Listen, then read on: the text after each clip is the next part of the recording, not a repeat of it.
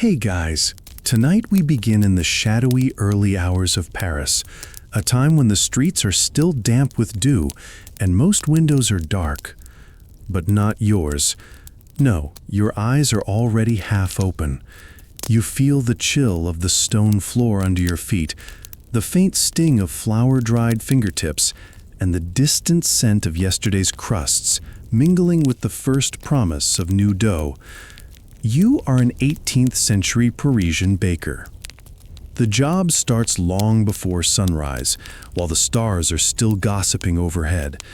The lanterns flicker in alleyways as you pull your heavy coat tighter, heading toward the small corner bakery that smells like smoke, yeast, and your entire life. The cobblestones are slick with something you choose not to identify.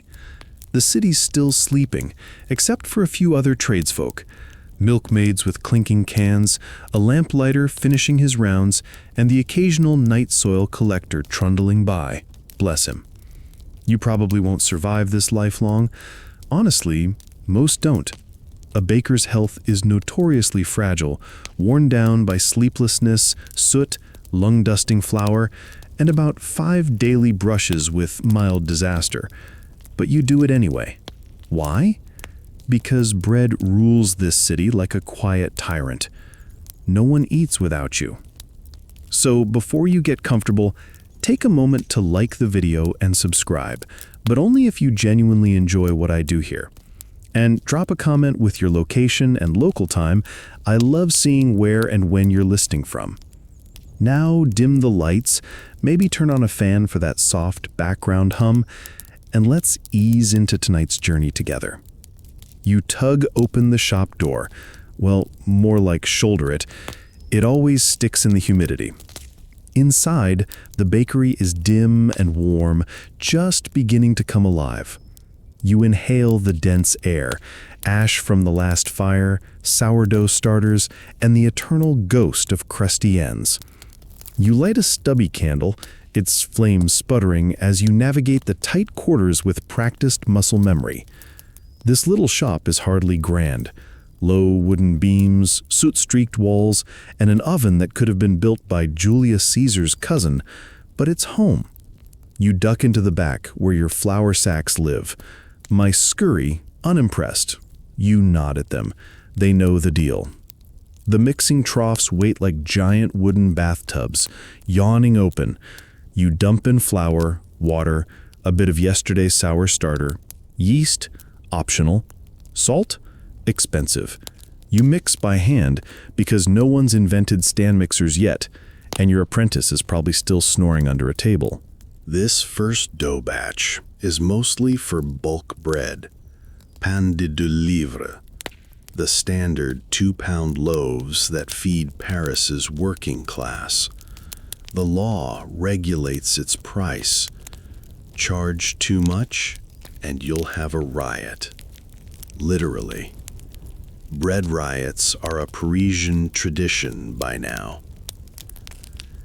As your fingers dig through the paste, you feel the cold shift to warmth. The oven's embers begin to wake. Outside, there's a faint glow on the horizon, but it's still far from dawn. You work mostly in silence, punctuated only by the occasional creak, drip, or cough from somewhere in the building. There's no one else to hear it, which is both comforting and mildly terrifying. You hear the bellows in the hearth sigh as the oven is coaxed back to life. A bakery oven isn't just hot, it's volcanic. You shove in logs, stoke gently, then let it rest. Too hot, and the crust burns. Too cold, and everything collapses. It's a delicate dance, and you do it mostly by gut. There's flour on your arms, up to your elbows, probably in your hair, You don't remember when you last saw yourself in a mirror, but you can picture the powdered ghost you've become. The shop is warming up now, your second skin of fatigue peeling away just enough to get things done. The city still sleeps. Even the rats in the alley have tucked in. But you're on your third batch, muttering a lullaby under your breath that you once heard your grandmother hum while shaping rolls. Maybe it helps the dough rise. Maybe it helps you not go entirely mad. Historians still argue whether 18th century bakers considered themselves artisans or laborers. Truth is, you don't have time to care. You're both. You create something beautiful, warm, necessary.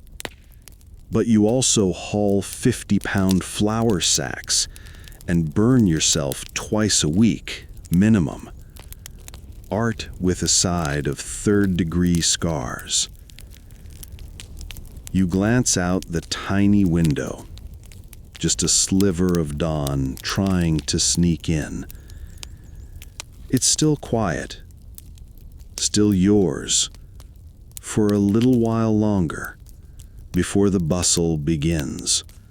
The coins change hands, and everyone starts demanding their perfect golden crust. You lean against the oven wall for a moment, hands on hips, listening to the slow hiss of steam escaping a rising boule. There's no real pause, just the illusion of it, like leaning your head back on a train you never got off. A creak on the floorboards above you means someone's stirring.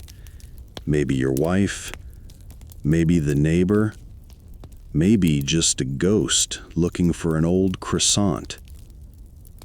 You roll your shoulders. Time to shape the next batch. Your hands are already tired, and the sun's barely thinking about rising. But the dough? The dough waits for no one, especially not you. You scoop the first lump from the trough. It's heavier than it looks, and slap it down onto the floured workbench with a satisfying thwack.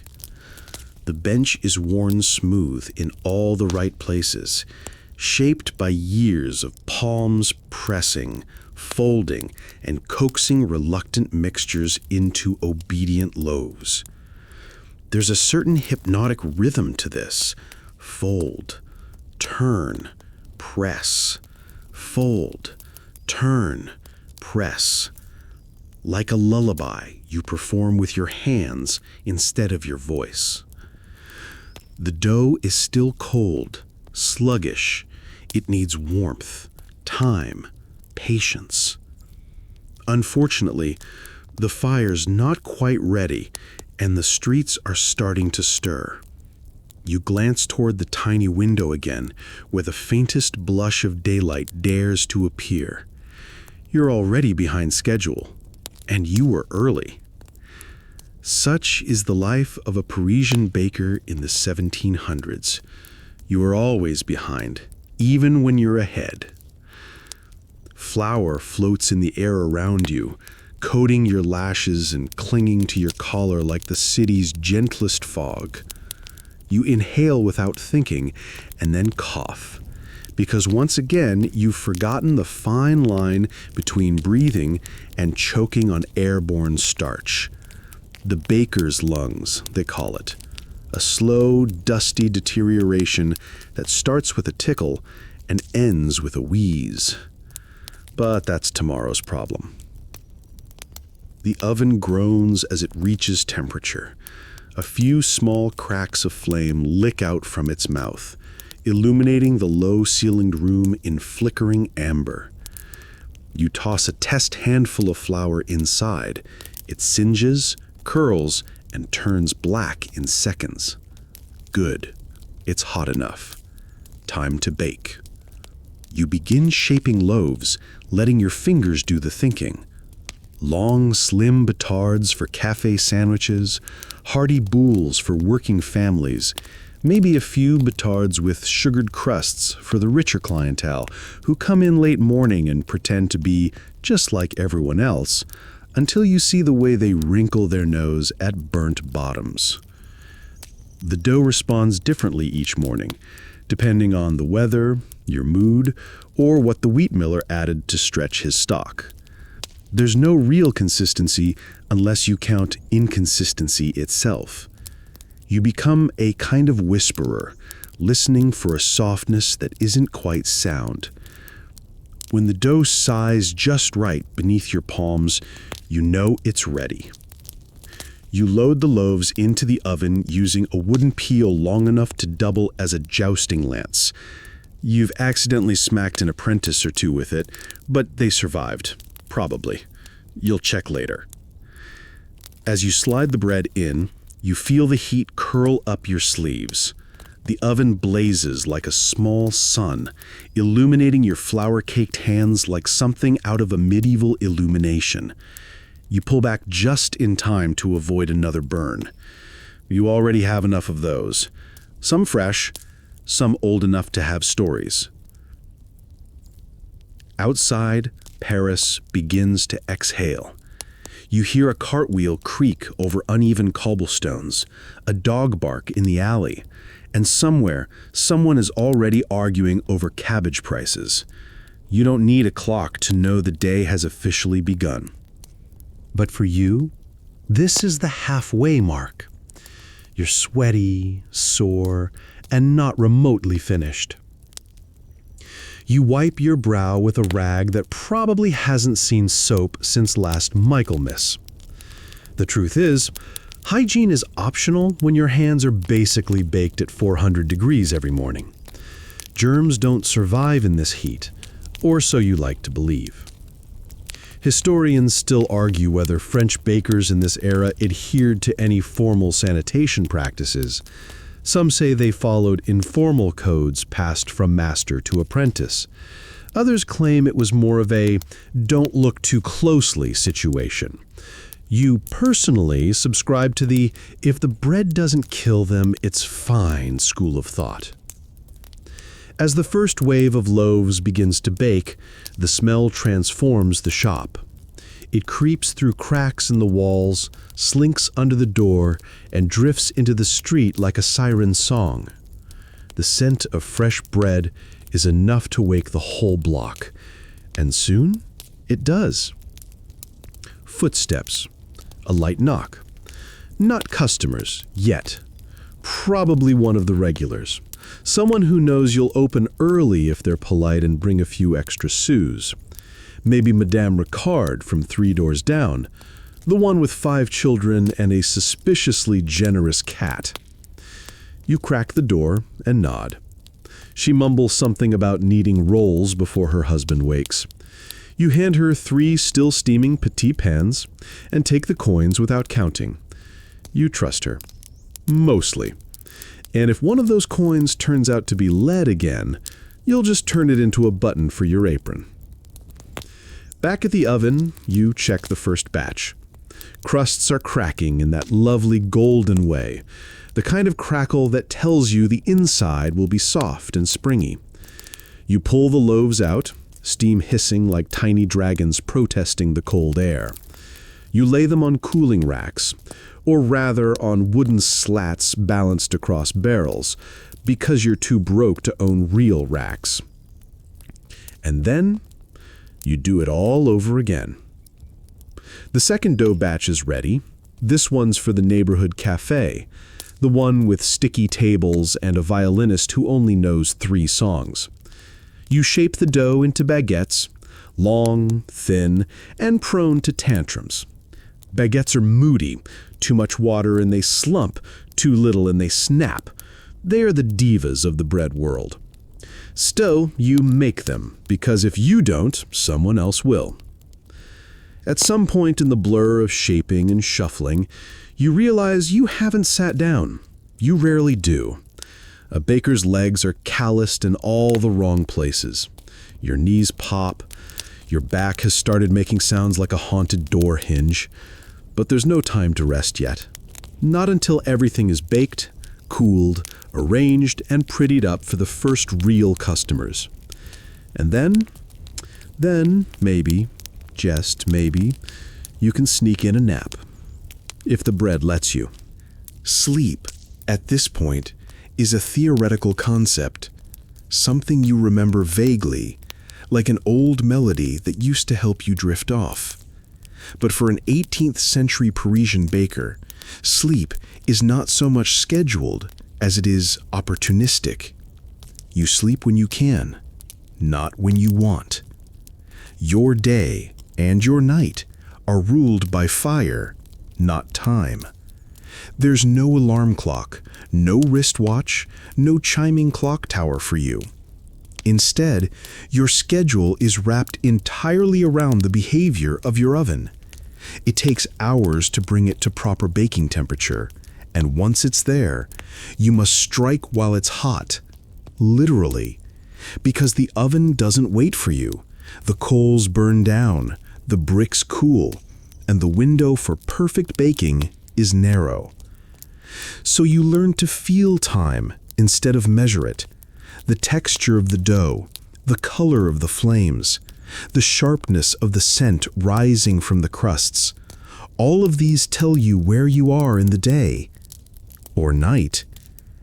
You glance at the soot-blackened wall where someone, probably you, once scratched tally marks for hours. They're wildly inaccurate. Still, they bring a vague comfort. In this era, official hours are marked by church bells and public clocks, but few bakers bother keeping track beyond knowing when dawn breaks. What matters more is the dough's proofing cycle. If you mistime it by even a half hour, you could end up with a batch of flat, dense loaves that no one in Paris will touch, except perhaps the dogs behind the tavern. Historians still argue whether bakers ever developed a reliable internal clock, or if they were simply running on anxious instinct. You're pretty sure it's a little of both. You feel it in your shoulders, in your knees, in the way your eyelids start to droop roughly 90 minutes after your second batch goes in. It's like your body knows when it's allowed to ask, "Can we please just lie down? Just for a bit?" But no, not yet. You pause to reheat the coffee you brewed 3 hours ago. It's now tar, strong enough to unclog a chimney, thick enough to stand a spoon in. You take a sip anyway. It doesn't taste like much, burnt beans and despair, but it jolts something awake in your spine. The fire begins to settle. That golden roar you rely on dulls into a steady pulse of heat. Your oven has peaked, and now you must follow its lead. You throw in the last batch, small, delicate brioches for the wealthy clients who sleep late and expect everything to be perfect. The dough was too soft, too eager to collapse. You scowl at it, but shape them anyway, tucking them into neat, paper-lined trays. If they flop, you'll call them rustic. If they burn, you'll eat them yourself. The worst part of this life isn't even the lack of sleep. It's the unpredictability. One week you might sneak 3 solid hours a night. The next, 10 minutes, curled on a flour sack while your apprentice tries not to knock over the molasses jug again. You sigh and glance at the narrow bench in the corner of the room. It's barely wide enough for one cheek, and the wood has a permanent ridge that digs into your spine. Still, it's looking increasingly appealing. Your wife sometimes jokes that the oven gets more affection from you than she does. She's not wrong. You spend more hours stoking its temper, reading its moods and cursing softly at it than you do speaking to anyone else. And when the day ends, and it will eventually, you'll still be thinking about what temperature to light it at tomorrow. You glance outside. The city is finally stretching its limbs. Market women yell from their carts. Street sweepers clatter past with long brooms. A beggar plucks at a lute missing 2 strings and sings the same song he's been singing since the last bread tax was raised. You know this moment. It's the transition point. Night giving up reluctantly. Day arriving, overconfident and loud. Your brain wants to rest, but your body still hums with tension. You pull the last loaves from the oven.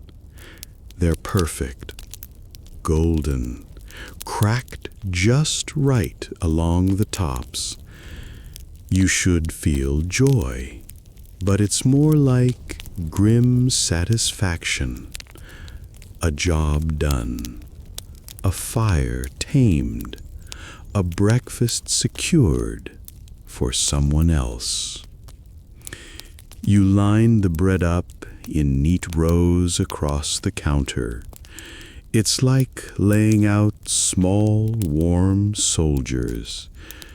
They're ready for inspection, and soon the first wave of customers will shuffle in, bleary-eyed, clutching coins and demanding something fresh.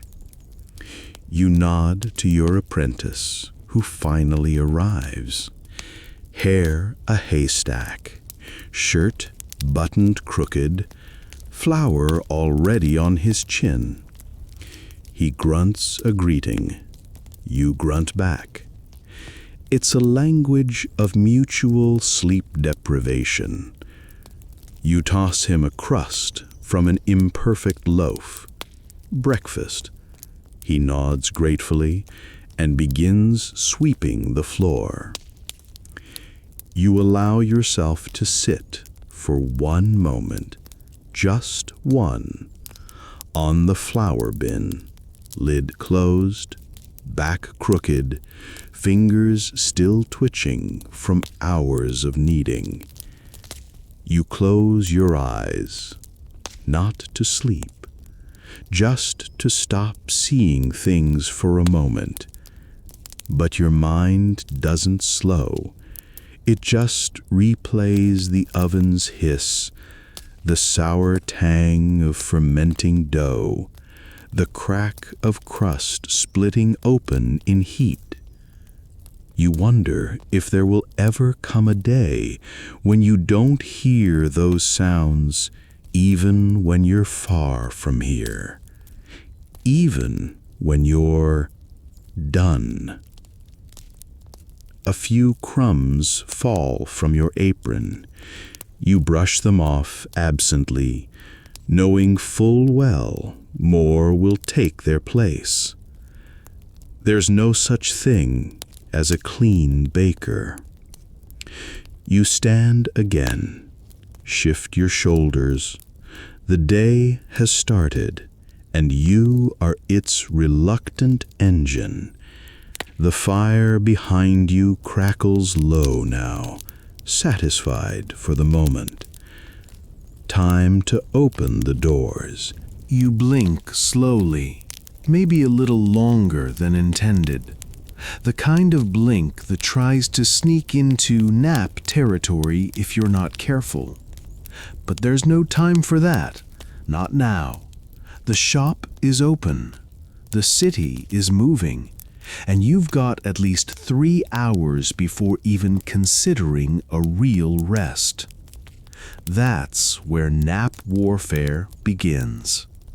You've learned, over the years, to seize sleep like a squirrel grabs chestnuts, little bits, hoarded where possible. 10 minutes here, maybe 15 behind the flour sacks. Once, in a truly legendary moment of desperation, you nodded off for 45 seconds while shaping dough and somehow woke up with it still in your hands. A miracle. Or a warning. The thing about baking bread is that it comes in waves, bursts of activity, then sudden lulls. You'd think those lulls would offer a moment to rest, but they're dangerous. That's when the body remembers how tired it is. That's when the wall of fatigue hits like a flour sack to the chest. So you fight naps, or rather, you train yourself to nap strategically. Some bakers master the art of sleeping in shifts. 20 minutes on the bench, 5 minutes to stretch, back to kneading. Others develop even weirder methods. You know one who curls up under the counter with a spoon in hand. If he drops it, the clatter wakes him. Another uses a hot baguette as a neck pillow. Not comfortable, but warm, which is something. You personally swear by the leaning nap. Elbows on the table, head cradled in flour-dusted arms. You rest just enough to trick your brain into thinking it matters. Historians still argue whether these fragmented naps ever offered meaningful rest. Some claim the human body can adapt. Others say bakers lived in a permanent state of semi-conscious hallucination. You suspect the answer is yes, to both. One particularly foggy morning, a customer asked you what time it was, and you confidently replied, "Peppermint." You only realized your mistake 3 hours later.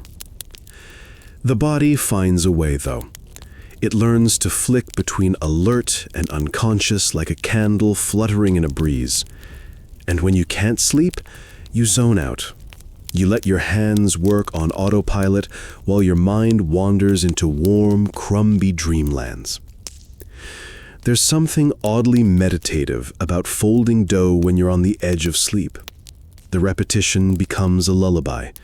You begin to imagine you're shaping pillows instead of loaves, that the oven is a fireplace in some cozy inn, that you're a guest instead of the unpaid host. You don't sleep, but you drift. And then you're back, snapped out of it by the clink of coins on the counter or the unmistakable tsk of a customer judging a slightly overbaked boulé. You blink, you smile, you nod. You hand over the loaf and hope you didn't drool on it. Your wife appears briefly, hair in a bun, expression already calculating how many loaves sold and how many haven't. She doesn't scold you for the flour on your cheek. She just hands you a mug of reheated coffee and steals a roll for the baby. You nod. She vanishes again. She gets her naps when the baby naps, if the baby naps. Sometimes the baby just screams. Sometimes she screams with him. Sometimes she sings him to sleep with songs that sound suspiciously like old barroom melodies, with the words changed. The shop grows busy, then slows, then busy again, like a tide. You develop the ability to recognize different types of fatigue. The heavy-limbed kind that makes your spine hum. The foggy-eyed version where your own handwriting looks like someone else's. And the worst, the jittery exhaustion, where you think you're awake but then realize you've just been staring at a cooling rack for 3 minutes straight. That's when you resort to desperate measures. Cold water to the face, a crust of bread dipped in jam, or, on truly dangerous days, a brisk walk around the block while your apprentice watches the shop. You step outside briefly. Paris is alive now, pulsing with carts, horses, and shouts in 10 different dialects. A child runs past, chasing a hoop. A chimney sweep whistles something vaguely musical. A fishmonger yells something, definitely not. You walk once around the building, the air sharp against your cheeks. Not quite refreshing, just different from bakery air. You re-enter the shop to find your apprentice nodding off on his feet, head bobbing like a poorly balanced melon. You clap your hands sharply. He jerks awake, straightens his collar, and pretends he was just thinking deeply about butter ratios. Sure. You were his age once, back when sleep was something you took for granted. You'd nap after lunch, even on busy days. Those naps feel like ancient history now, like folklore. Did they ever really happen? Or were they just stories you tell yourself while fighting to keep your eyes open over the next round of dough? A thud in the corner snaps your attention. Your cat, yes, your bakery has a cat, has knocked over a sack of flour. Again. You sigh. She looks at you as if to say, well, if you had been asleep, you'd be awake now. She's your unofficial nap guardian. She curls up on your lap when it's safe to rest, and swipes your nose with her paw when it's not. You owe her more than you admit. Another nap moment presents itself later that morning. 10 blessed minutes between customers. The fire is resting, the next batch of dough is proofing. You lean on the counter, cradle your head in your arms, and dream. Not much, not deep, but enough. You dream of soft grass, a sun-warmed stone, a loaf of bread still steaming in your hands.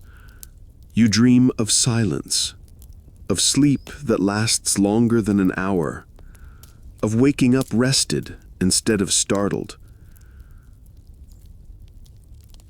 And then the bell rings. Another customer. You rise, smile, sell. The nap is over, but it was real. Probably. The fire is steady now, your batches mostly baked, and the counter stacked with neat rows of loaves. For most people, this would be the time to rest in an actual bed. For you, though, rest often comes in stranger places, chief among them, under the oven itself. Yes, under it. See, the oven is not just a bread baker, it's also a heater, a guardian against the cold Parisian nights, and, when the timing is right, a makeshift mattress warmer. The brick foundation radiates heat long after the flames die down, and that floor space beneath the arch becomes a secret den. To a weary baker, it feels like lying beside a dragon's belly. Dangerous, yes, but deliciously warm. You crouch down, push aside a stack of kindling, and settle into the narrow hollow.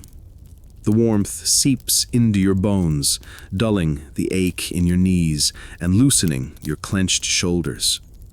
You close your eyes. For a moment, the steady crackle above becomes a lullaby. This trick is old. You learned it from the master who trained you. He said, every baker has 2 beds, one at home and one under the oven. And if you're honest, you've probably spent more hours on the latter. It's not exactly comfortable. The stones press into your hip. The air smells of soot, ash, and damp flour. But when you're this tired, comfort isn't about softness. It's about warmth and not being interrupted for, please, just 10 minutes.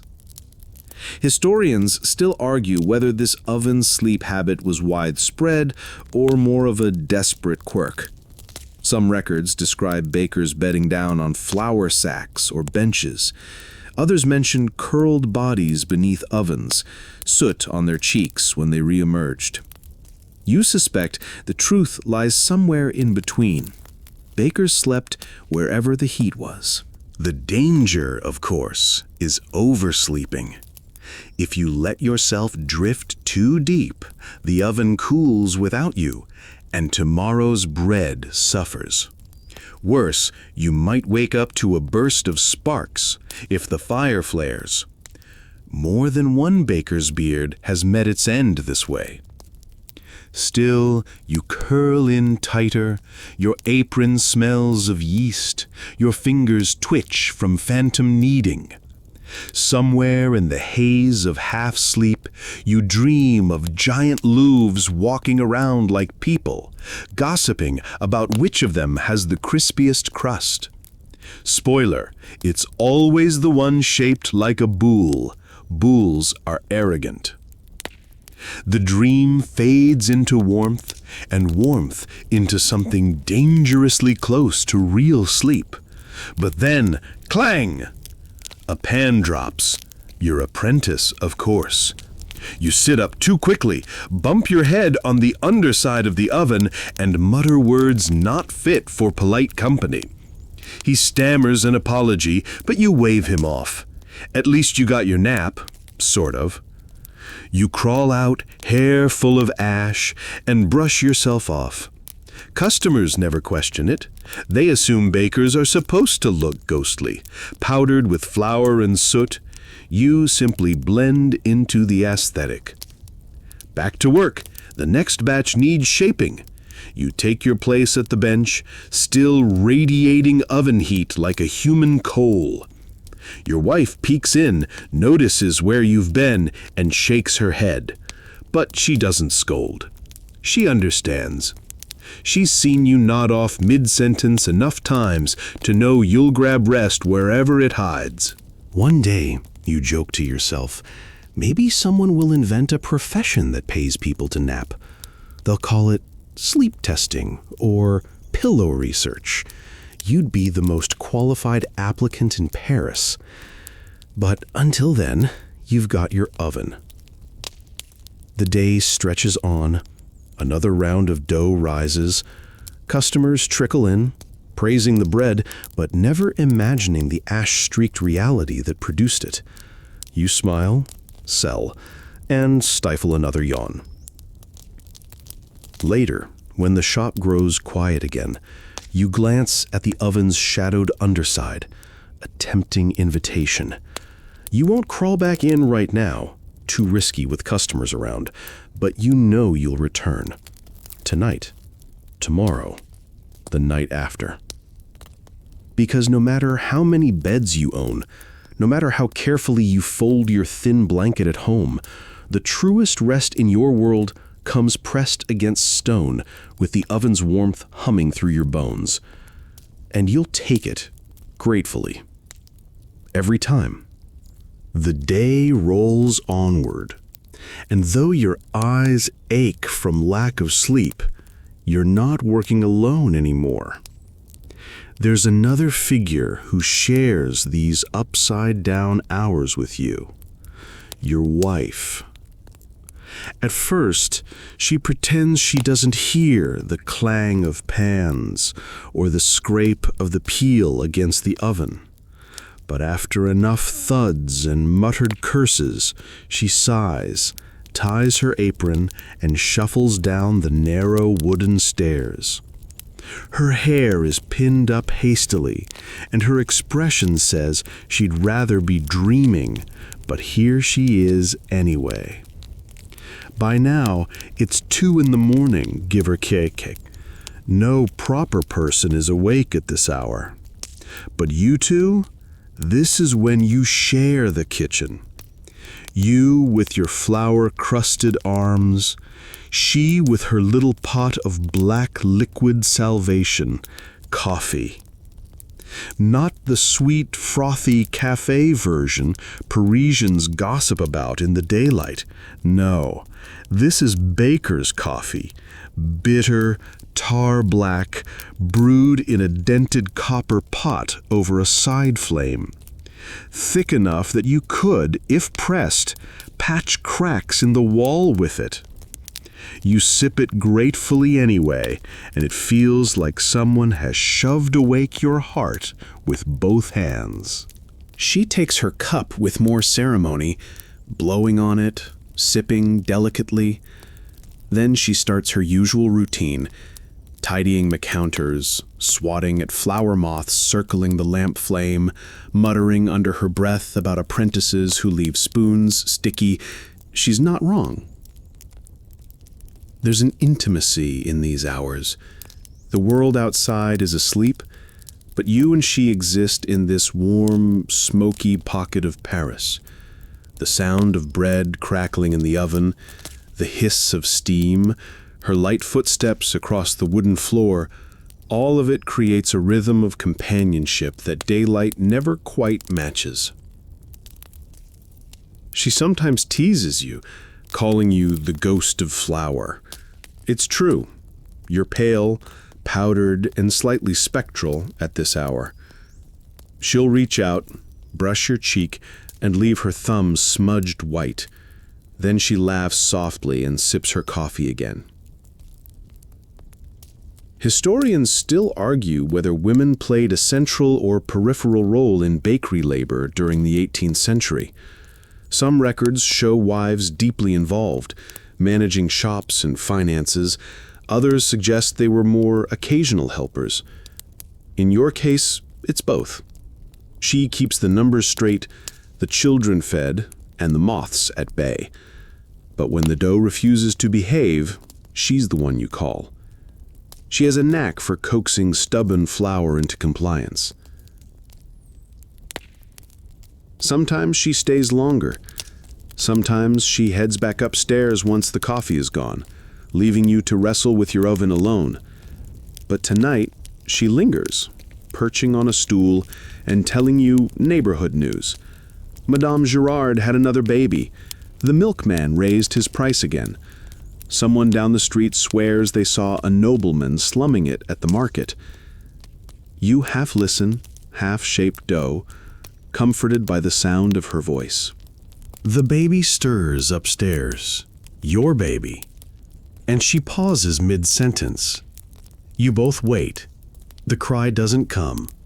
Relief. She sips again. At one point, she sets down her cup and stretches, arching her back with a groan. "You'll sleep when you're dead," she says wryly. You reply, "I'll sleep when the oven allows it." Same difference. She rolls her eyes, but there's affection there too. She knows this life isn't kind.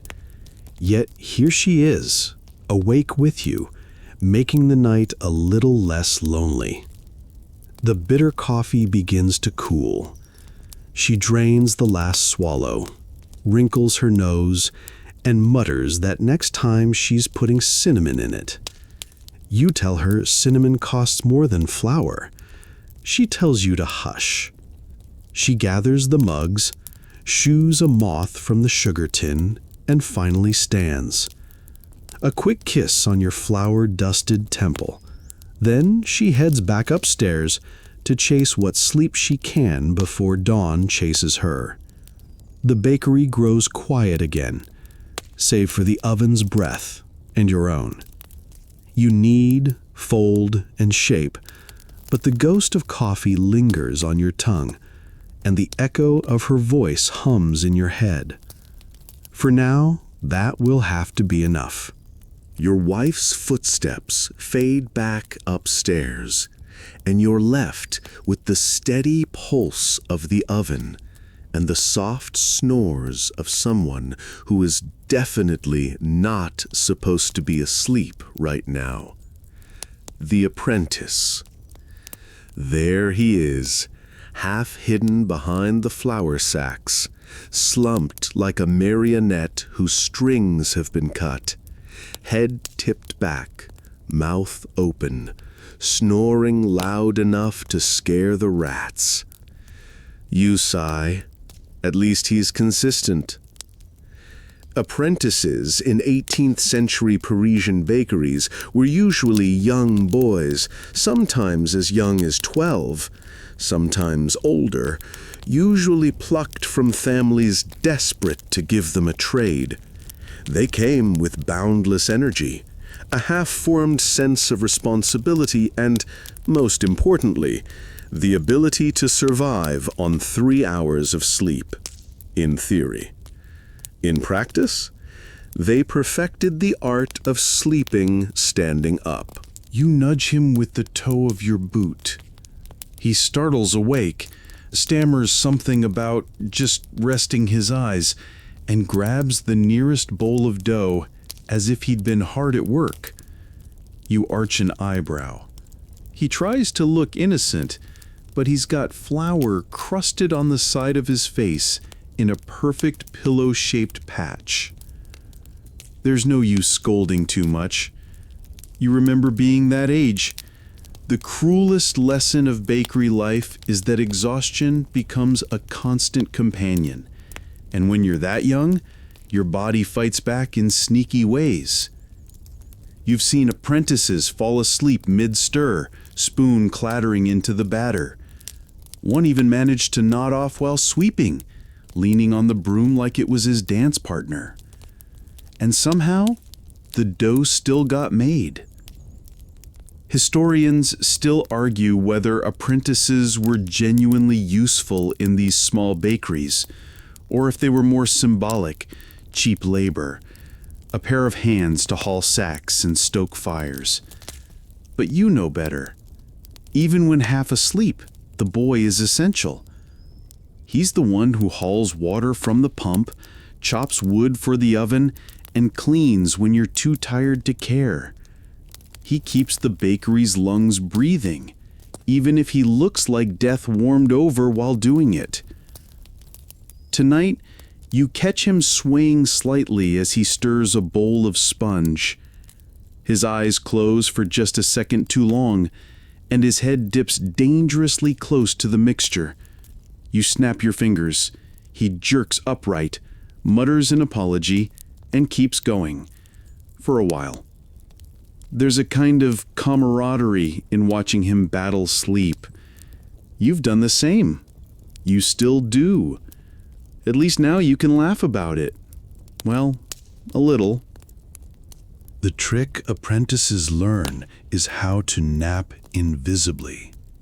They lean against a beam, eyes half shut, and let the rhythm of kneading disguise their drift. Some develop uncanny skills. One could balance a tray of rolls on his head while snoozing for 5 minutes. Another could snore quietly with his eyes half open. Terrifying if you weren't prepared.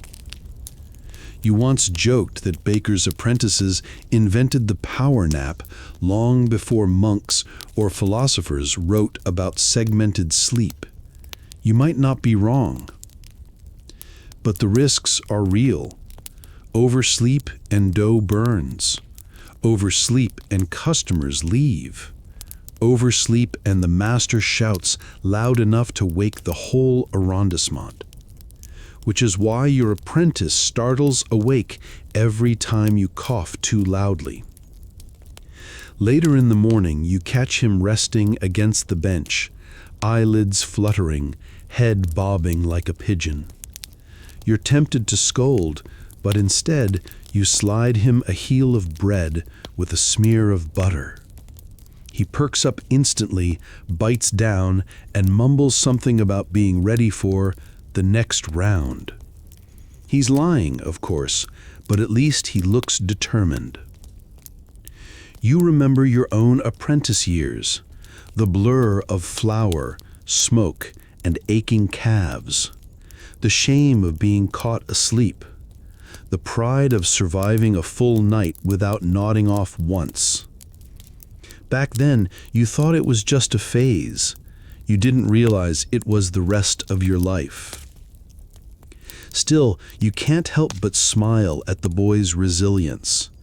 Even half asleep, he's part of this strange nocturnal family. You, the oven, your wife with her midnight coffee, and the cat who watches everything with regal disdain. The apprentice will learn. He'll find his rhythm. He'll master the delicate dance of dozing without dropping dough. And one day he'll be nudging some other bleary-eyed boy awake with the toe of his boot. For now, you let him nod a little as long as the loaves don't burn. Because in this life, sometimes even a 3-minute nap standing up is worth more than gold. You think you know the smell of bread. You don't. Not until you live inside it. Not until the scent slips into your hair, your pillow, your shirt, and somehow your shoes. Not until it becomes the air you breathe and, paradoxically, the reason you can't fall asleep when sleep finally arrives and stares at you like, well, ready? And you answer, absolutely not, I'm starving again. It starts faint, a wet, flowery hush while the sponge wakes up, yeast whispering to sugar, a quiet fizz like a crowd clearing its throat. Then the oven changes everything. Heat hits dough, and the first sigh of crust lifts. Nutty, toasty, a little sweet. The scent rounds out. Hazelnut, straw, warm milk, even a thread of caramel when a bit of sugar on a tray goes to the dark side. Your mind perks up like your wife's coffee found a new door into your brain. You thought you were bone-tired? The smell thinks otherwise. The smell says, open your eyes, there is work and also snacks. There's science here, even if you don't have the vocabulary for it. You know the Maillard moment by feel, that instant the crust changes color and the air in the shop becomes edible. Your stomach rumbles on command. Cue self-sabotage. One nibble from a heel, just to test texture, of course, and suddenly you are very awake, very chatty, and somehow back at the bench with crumbs on your chin. Meanwhile, the rest of Paris is catching the drift. The scent slides through the keyhole, under the door, up the stairwell, and out into the waking street. Customers have learned your clock by nose alone. And old man next door always appears at the exact second the aroma turns from floury to toasted. He swears the smell warms the joints. Honestly, it might. You're not arguing. The cat also arrives right on time, weaving between your ankles like a furry metronome set to brioche o'clock. Here's the curse. The very fragrance that lures customers and keeps you alert is the one that refuses to let your brain switch off. There's no night mode in a bakery. Even when you crawl under the oven for your dragon belly nap, the crust's crackle perfumes the pocket of air you're breathing. Your stomach thinks it's lunchtime. Your eyelids disagree. Your heart writes a strongly worded letter to management. Management, alas, is you. You learn a few tricks. Crack the door to let the cloud roll out into the world, and the shop grows less intoxicating. Dab a little vinegar on a rag and wave it near your face, sharp enough to cut through bread dream fog. On summer nights, you tuck a sprig of rosemary by the window latch. It chases moths and takes the edge off the sweetness. A neighbor taught you to drop an orange peel into the flower bin to discourage weevils and lend a faint citrus note to the air. Does it work? Debatable, but it smells like hope. Historians still argue whether bakers deliberately managed aroma as a sales tool, venting ovens at key moments, scheduling bakes to coincide with street traffic, or if the scent economy of Paris was a happy accident of wood-fired masonry and hungry neighborhoods. You suspect both. You follow the oven's needs, and the city follows its nose. There's also the other Paris, the one that smells like damp stone and river mud, like horse and hay and something you politely call the alley. Tallow candles smoke, A fishmonger 2 streets over yells cheerfully into a cloud of brine. Leather tanners send up a thick perfume your wife refuses to discuss. Bread cuts through it all like a friendly bell, clear, reassuring, impossible to ignore. That contrast keeps you awake, too. The shop is sanctuary by scent alone. A mainstream truth, bread is the city's heartbeat in the 18th century. For many Parisians, bread is half their calories, sometimes more, and the price is watched like the weather. The authorities, those practical magicians known as the police de subsistance, inspect weights, watch prices, and peer into ovens at odd hours to keep things steady. That means you bake at night, not just by tradition, but by regulation. The aroma of dawn bread is policy and comfort stitched together. On the fringe, there's an older belief you tease the apprentice with. Inhale fresh bread deeply, and it fortifies the spirits. He tries it, turns bright-eyed, and declares himself fortified enough to stack 3 sacks of flour. He manages 1.5 before the cat trips him. Spirits, briefly fortified. Ankles, not so much. The smell teaches you time, too. Burnt corners, you were telling a story to your wife and went long. Pale crust, you napped 13 seconds too enthusiastically. Cinnamon in the air, she actually put cinnamon in the coffee, price be hanged. You pretend to disapprove. You do not disapprove. Sometimes you go nose-blind, what perfume folk call fatigue, until a customer walks in and exclaims, "Mon Dieu," and your brain remembers, "Oh, right, everything smells like a dream in a bakery." On mornings like that, you stick your head outside. 1 lungful of the city's less poetic bouquet resets your senses in record time. You step back in, and the bread greets you anew, like the first day you apprenticed and thought, "I could live in this smell." And then, you did. There's a choreography to scent and sound as loaves cool. The crackle, minute fractures along the top, releases little puffs, and if you lean close, you swear you can hear the aroma leaving, the way steam sings off a kettle. You used to mourn that, beauty escaping into the air. Now you understand it as advertising you don't have to pay for. The hallway fills, the bell jingles, the coin dish rings. You'd bottle it if you could. You propose a cologne, eau de four chaud. Your wife vetoes immediately, the cat abstains. The apprentice, newly fortified, declares that the smell can predict the weather.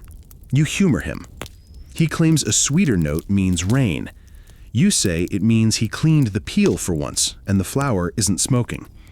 He shrugs, then sniffs like a hound and says, "Peppermint."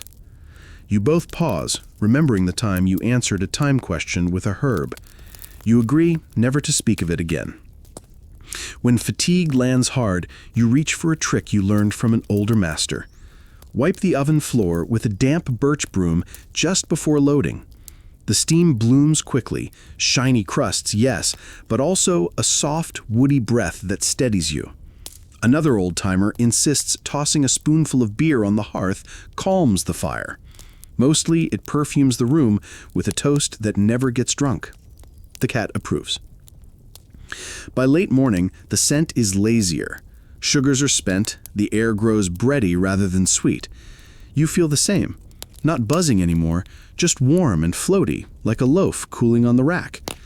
This is the hour the smell no longer wakes you, but rocks you. If you sit, danger. Your head will find your arms. You save yourself with busy hands. Slash, load, brush, sell. You keep moving so the aroma doesn't tuck you into a nap you didn't schedule. You once promised yourself you'd never tire of the smell. You haven't. You've only learned its powers. It can rouse a street. It can distract an exhausted baker from the pillow 2 rooms away. It can make the poorest morning feel abundant and the richest customer feel childlike. And at the end of the day, when the oven is just an ember and the shop is quiet, it lingers like a memory, warm, soft, a gentle hand on your shoulder, reminding you why you'll get up and do it again. Even if you'd really, really like to sleep first. You try to sleep. You really try. You find the warmest corner by the oven, push your cap over your eyes, and stage a tiny rebellion against responsibility. But the city has other plans, and they arrive as whispers through the floorboards. Rumors move faster than yeast. The miller's cart was late. A barge stalled upriver. Someone said the price at Les Halles jumped by a sou. Someone else said 3. Your pillow is the soft part of your arm. Your blanket is flour dust. And your lullaby is economics, with fewer charts and more yelling. Bread is not just breakfast. It's half the city's body and a good portion of its soul. That's not metaphor. It's a mainstream truth. In 18th century Paris, many people get most of their daily calories from bread. And when grain prices hiccup, bellies notice. The police de subsistance keep ledger books, weigh loaves, set the assis so that price and weight move like dance partners. You live under that gaze, a baker among many, watched because the oven is where policy becomes edible. You pull your cap lower. Try again. Sleep. But the whispers turn into footfalls, the kind that carry bad news like an extra package. Your wife leans in the doorway, candle ghosting her face. "They're saying flour's thin this week," she murmurs. Thin is a polite word. You both know what it means. Stretch dough or stretch patience. Neither stretches well. Outside, the street hums. Anxiety is contagious. In the market, a price posted a little higher than yesterday is enough to start a murmur. Add a delivery that doesn't arrive, and you've got a line of customers looking at your shelves like oracles. They ask, "Will there be bread tomorrow?" They do not ask, "Will you sleep?" You've seen this dance before. Someone brings up 1725 with the same shiver other people reserve for bad weather omens. Maybe it's a neighborhood story that grew in the retelling. Maybe it's a real panic lodged in memory. Historians still argue whether 1725 saw coordinated disturbances in Paris, or if that particular year is just shorthand for one of those times the grain markets misbehaved. They agree, though, on 1775's Flour War, set off in part by liberalized grain trade and twitchy markets, when crowds insisted on a just price that matched their moral economy more than any ledger's comfort. You weren't there for 25, of course, and you were young in 75, but as a baker, you inherit every riot secondhand. They live under the counter like old receipts, ready to rattle. You try again. Close your eyes. Count to 1 baguette, 2 baguette. Your heartbeat tries to pay rent in your chest. Sleep takes one step toward you and hears the bell on the door. "Are you open?" someone calls, voice already edged. They're early or late or desperate. Time melts in shortages. There are practical worries you can hold in your hands. Flour, how many sacks? Wood, how many bundles? Water, how many pails? But the worry that keeps you awake is the one you can't knead into shape.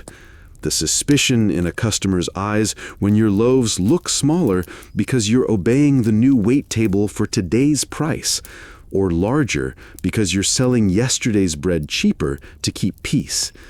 The scales are honest because you are, but trust?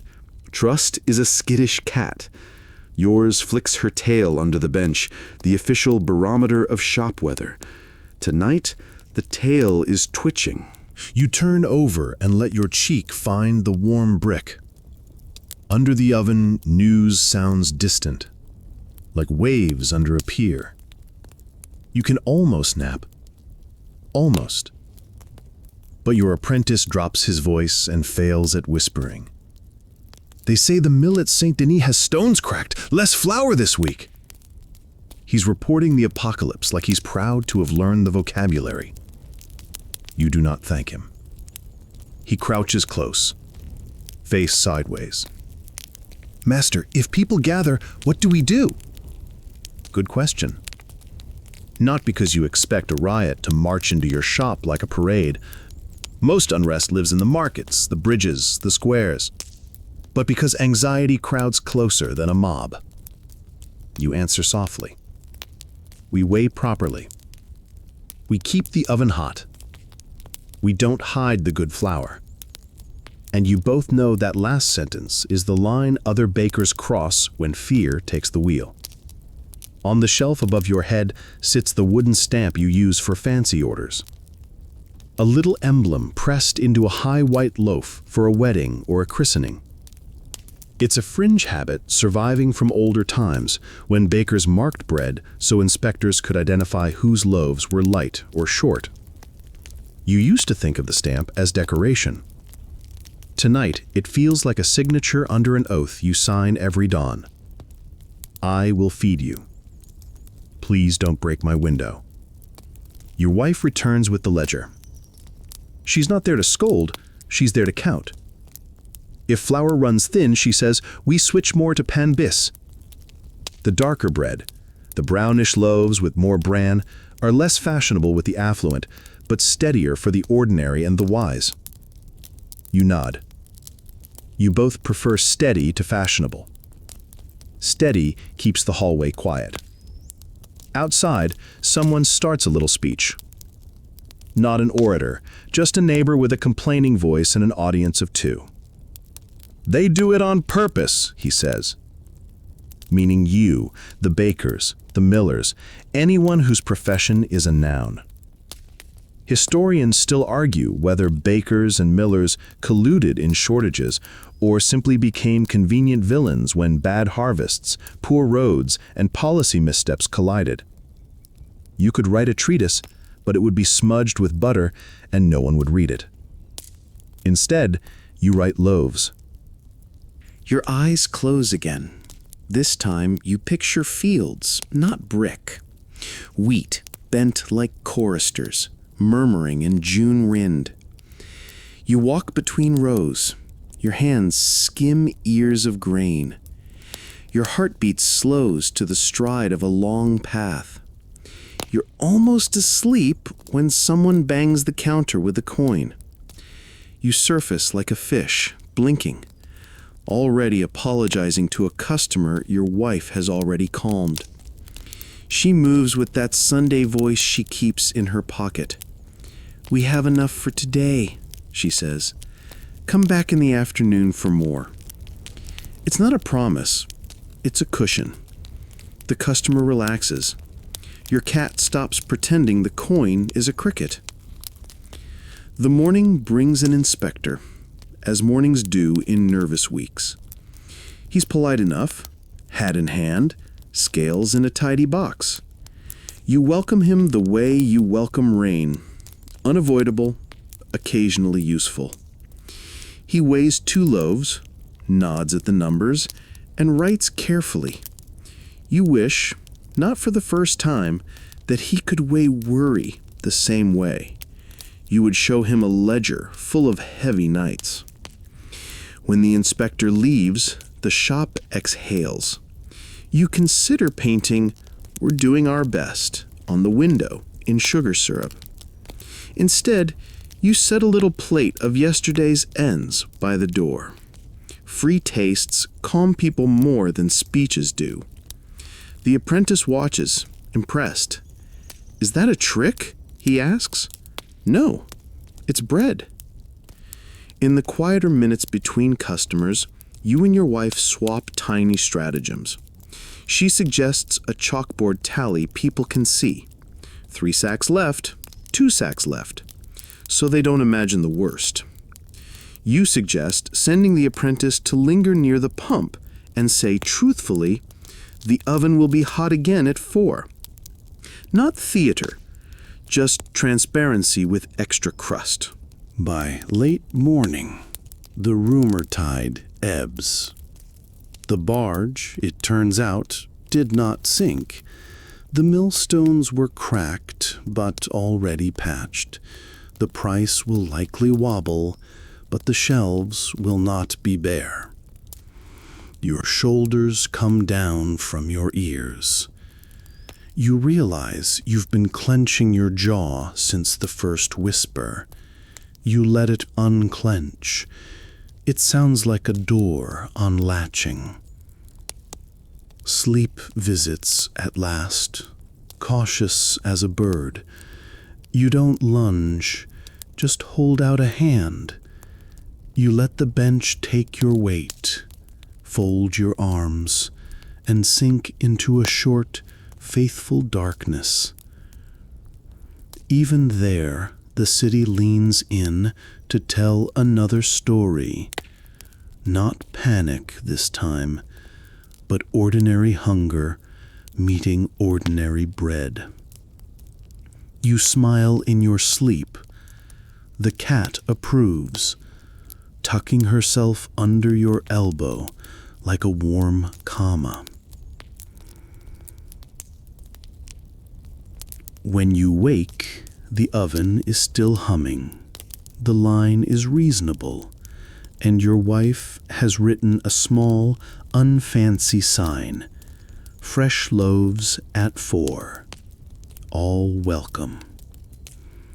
It's not a shield against history, but it is a promise you can keep today. And tonight, perhaps, you'll sleep with both eyes closed. Perhaps. Your lungs protest before your legs do. It begins as a tickle in the throat, just a polite reminder that the air in here isn't the clean meadow breeze you occasionally dream about. Then the tickle becomes a cough, short and sharp, leaving a faint sting in your chest. Flour dust, the invisible snowstorm of your profession. Every scoop from a sack, every slap of dough on the bench, every brush of the peel against the oven floor sends up a cloud. It drifts into your nose, coats your tongue, and settles deep where no broom can reach. The smell of bread may be comforting, but the powdery haze that builds around it, that's the part that keeps you awake long after you want to collapse. The doctors don't call it much yet. Some mutter about baker's asthma, others about the lung rot of millers. Historians still argue whether the 18th century medical world fully recognized occupational illness or simply shrugged and said, "Stop breathing flour then." Either way, you know the truth. Every cough is a grain of your life ground down a little finer.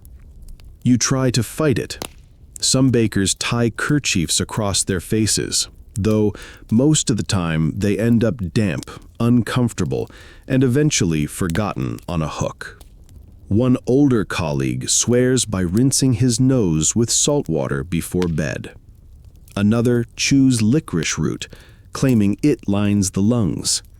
You just cough, spit into the ash bucket, and carry on. When you finally drag yourself upstairs for a quick rest, your pillow smells faintly of yeast. Your hair carries the day's dust, and when you breathe into the thin linen, the exhale comes with a wheeze. You wonder if your lungs are slowly turning into baguettes. Crunchy outside, spongy inside. You chuckle to yourself, then cough again. There's a fringe tidbit whispered among apprentices.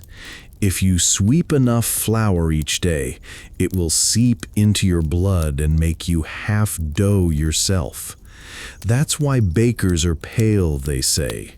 Why bakers never quite lose the smell of yeast, even at festivals. The older you get, the more you look like a risen loaf. You laugh at the superstition, but sometimes, staring at your flour-coated hands in the dim lamplight, you think, maybe they're not wrong. The night doesn't make things easier. By now, the oven has been roaring for hours, and the air feels heavy, baked.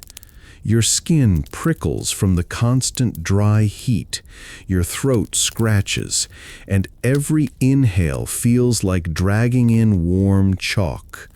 The cat, far wiser than you, has retreated to the cool stairwell. Your apprentice, less wise, sits too close to the sacks, sneezing flour clouds with every twitch. Sleep should rescue you, but it doesn't. You lie down for a short nap and wake yourself coughing. Your chest rattles, and the sharp little pain makes you sit up gasping before you even realize you've stirred. You wipe your mouth on your sleeve, half expecting to see white powder there too. Mainstream fact: many bakers in Paris didn't live long, at least not compared to their non-baking neighbors.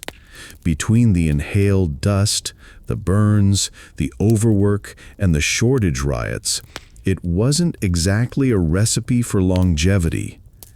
Fringe fact: some customers believed the flour itself could drive men mad, that too much dust clouded the wits.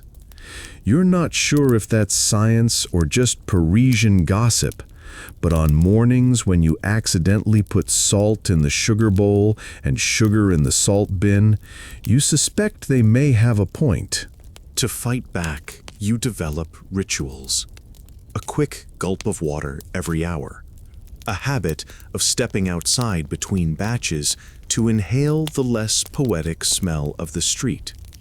Horse, cabbage, damp stone. Somehow it feels cleaner than the bakery air.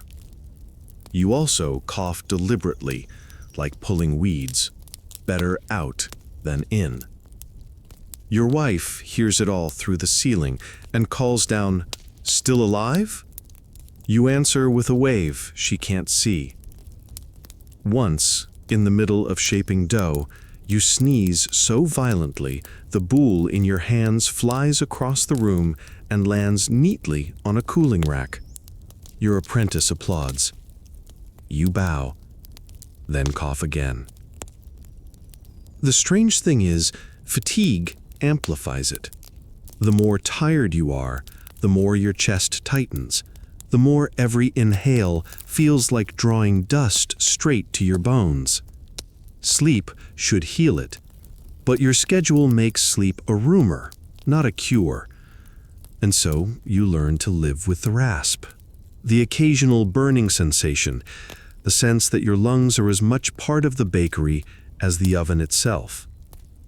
You tell yourself that maybe the flour has fused into you, making you sturdy, reliable, and just a little crusty around the edges.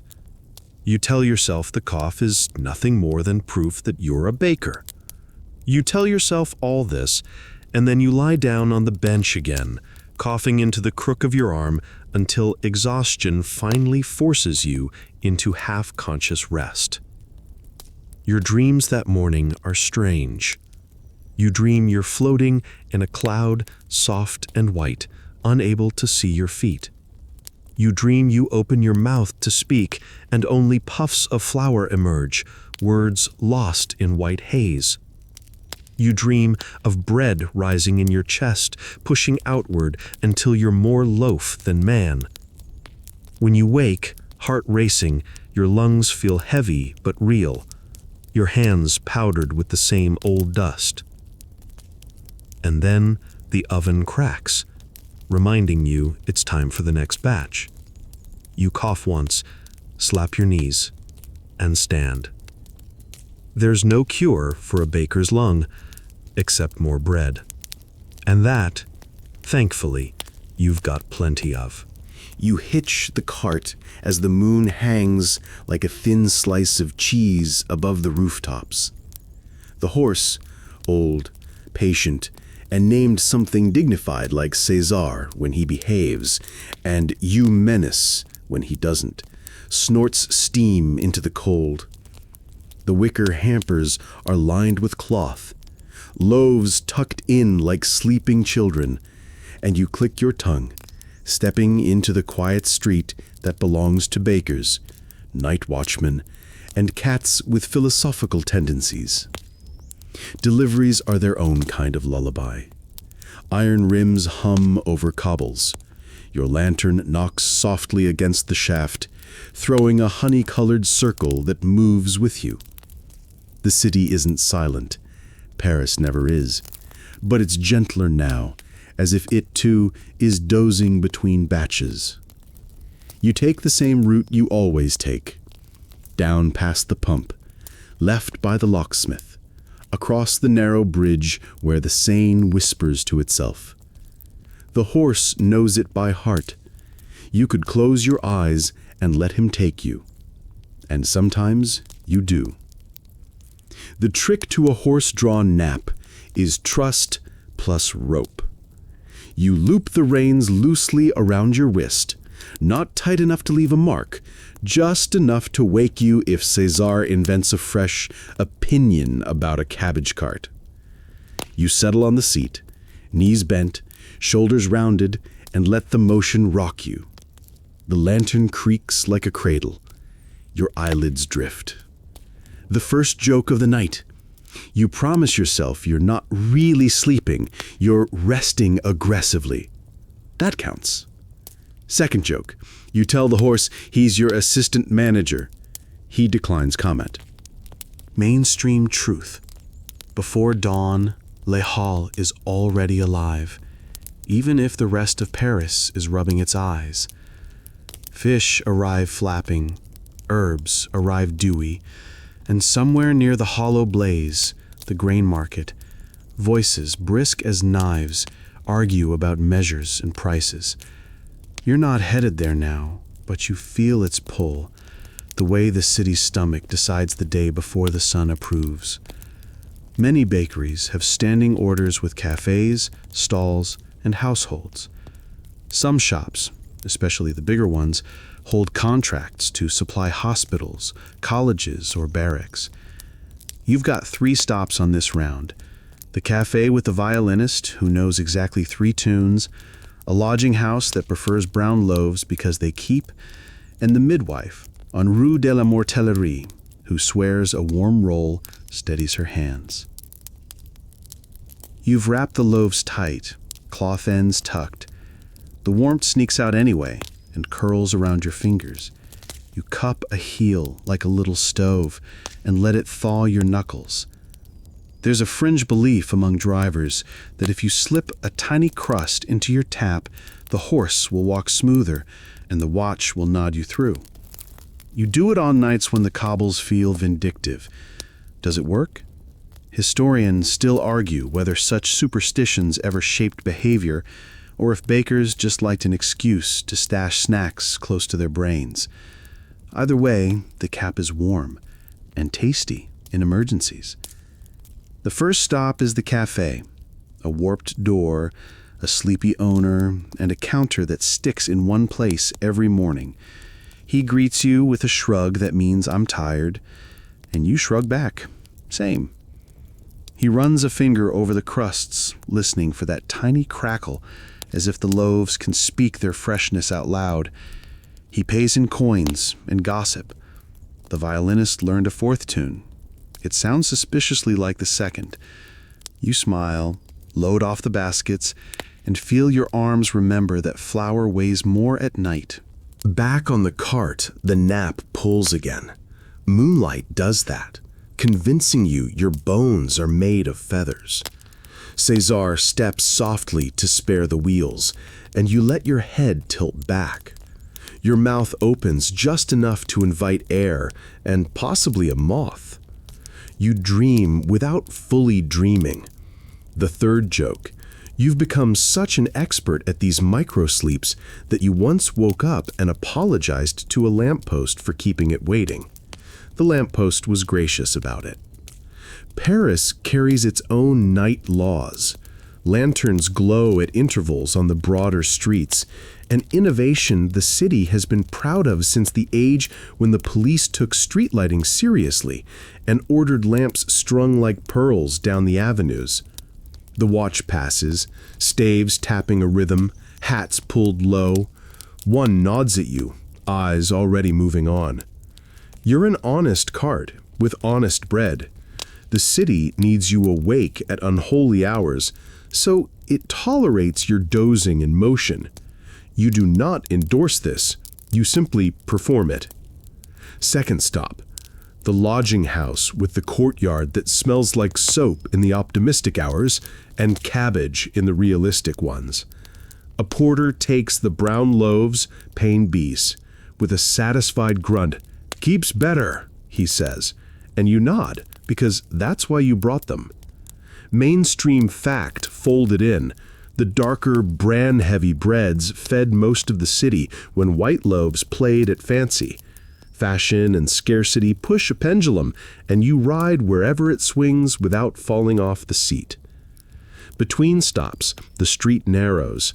A dog, appointed by himself as local prefect, jogs beside the cart and inspects your axle. Your cat once tried to stow away for these routes. She leapt aboard, curled into a warm basket, and gave you a look that said she was promoted to chief of security. You demoted her back to moral support when you discovered a paw print in a wedding loaf. She has not forgiven you. You let the reins slacken again and surrender to the sway. There is an art to sleeping exactly 2 corners without dropping into a deeper well. Your body learns the city the way your hands learned dough, by repetition, by the feel of it. Your shoulder wakes you when César turns down Rue de la Verrerie, because the slope changes.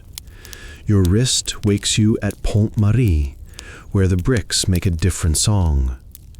Your nose wakes you at a certain candle shop that always overdoes the tallow.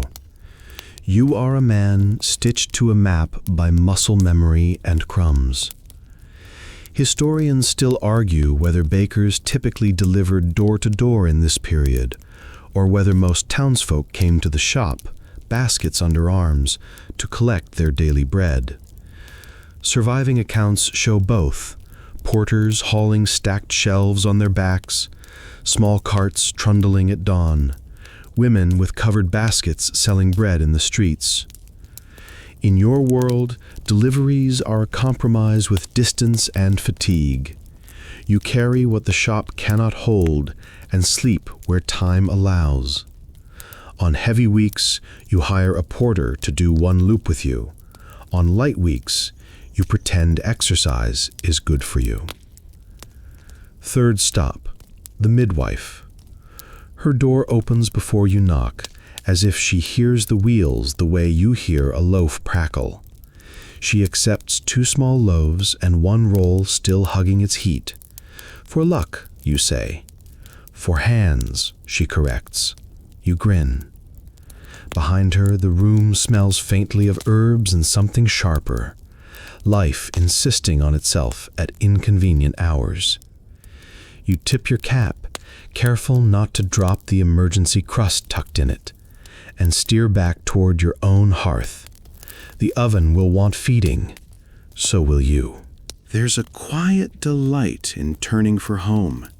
Your body lists the facts, fingers flour stiff, lungs a little raspy from the night haze, eyes rimmed in the kind of grit that only a bench nap fixes.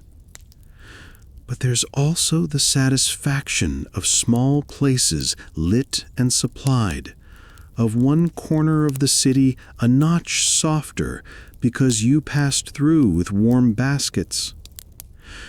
You don't paint it saintly, it's trade, but trade with texture.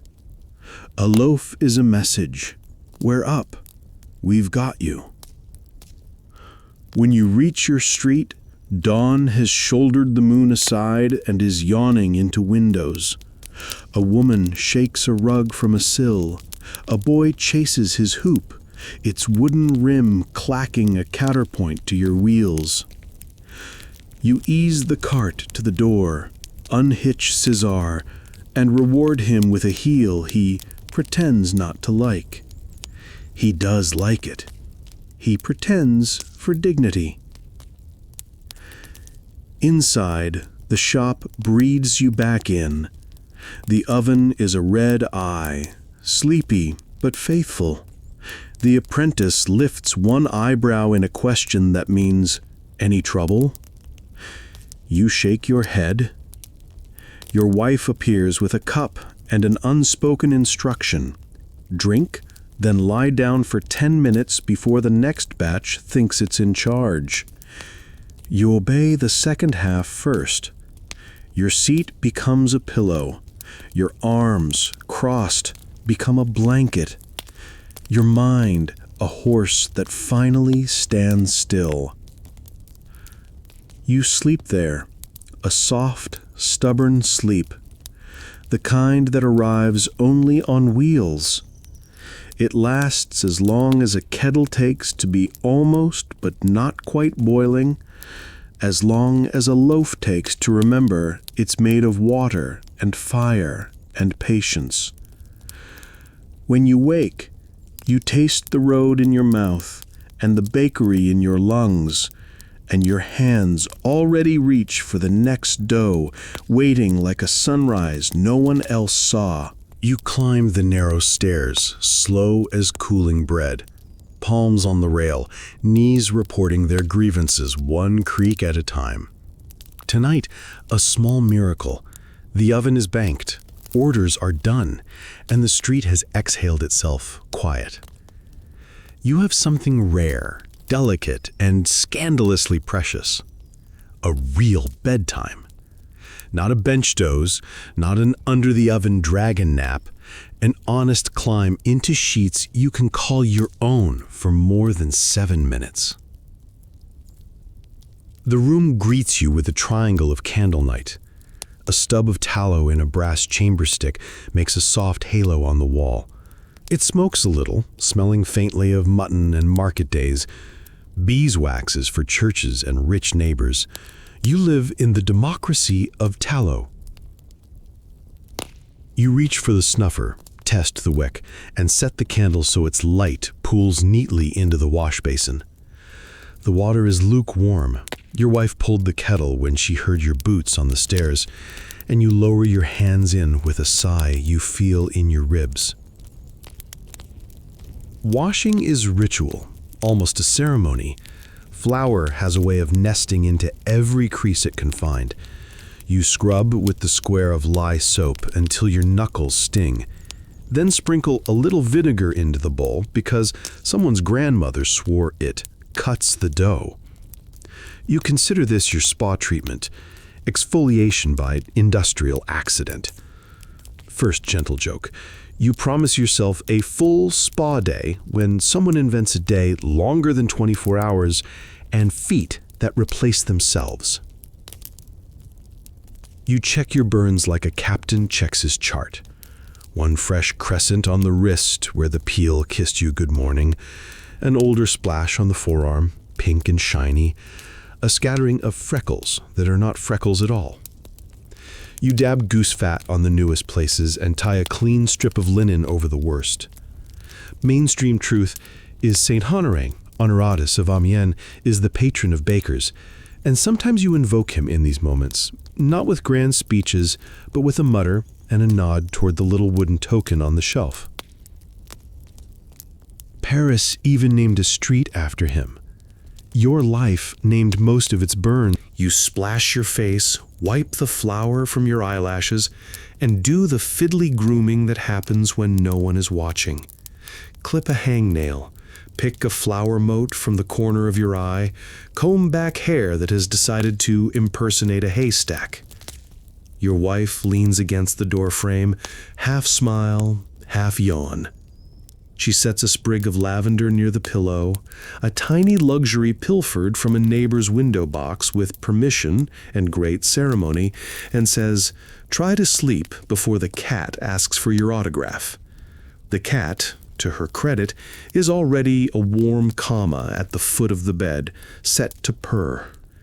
You glance at the bed as if it's a mirage.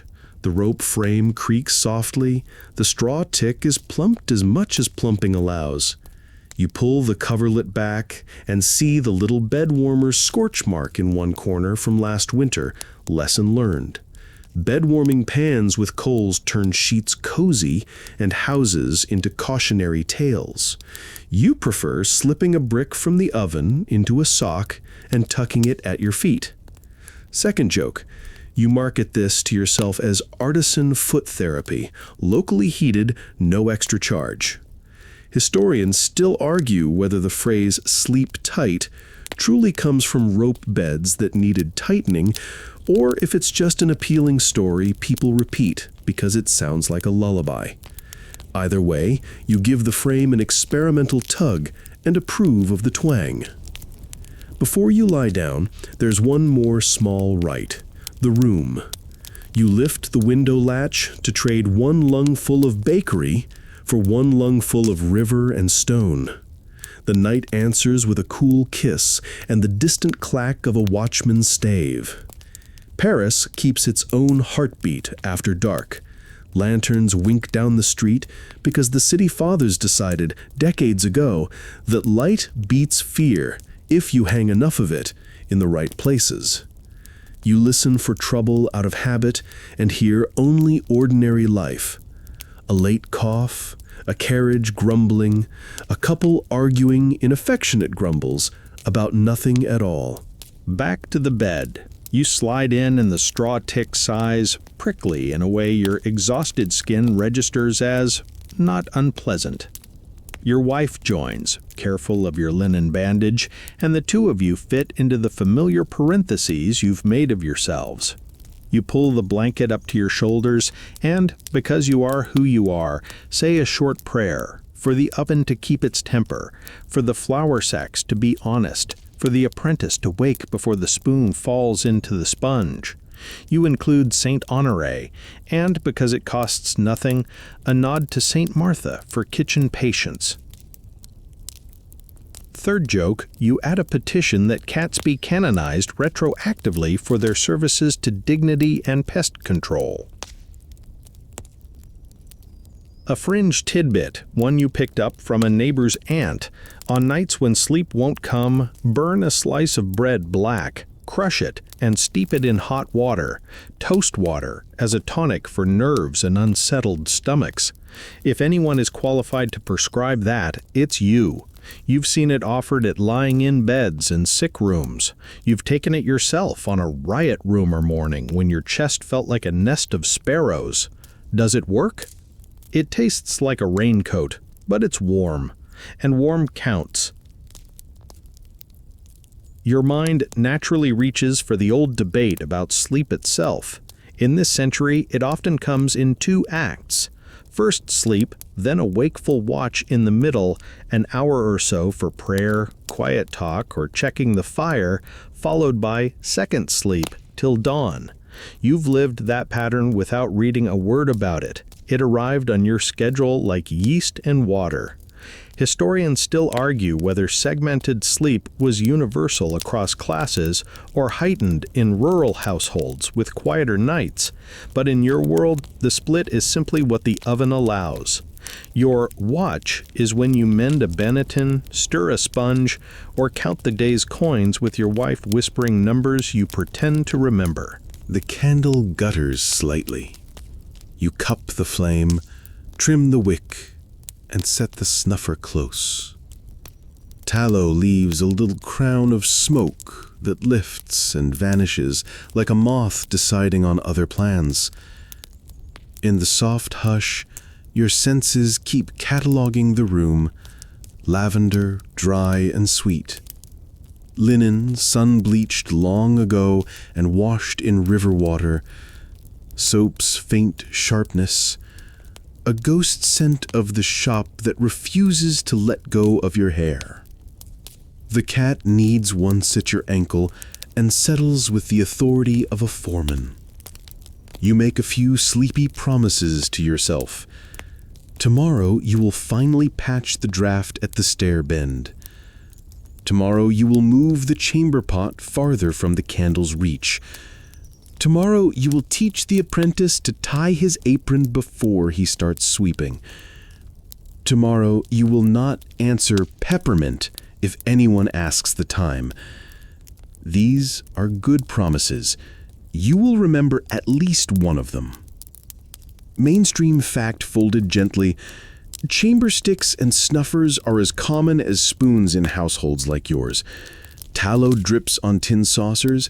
Candle ends get remelted into small stubs for nights exactly like this. You keep a box of ends because light is precious and sleep more so.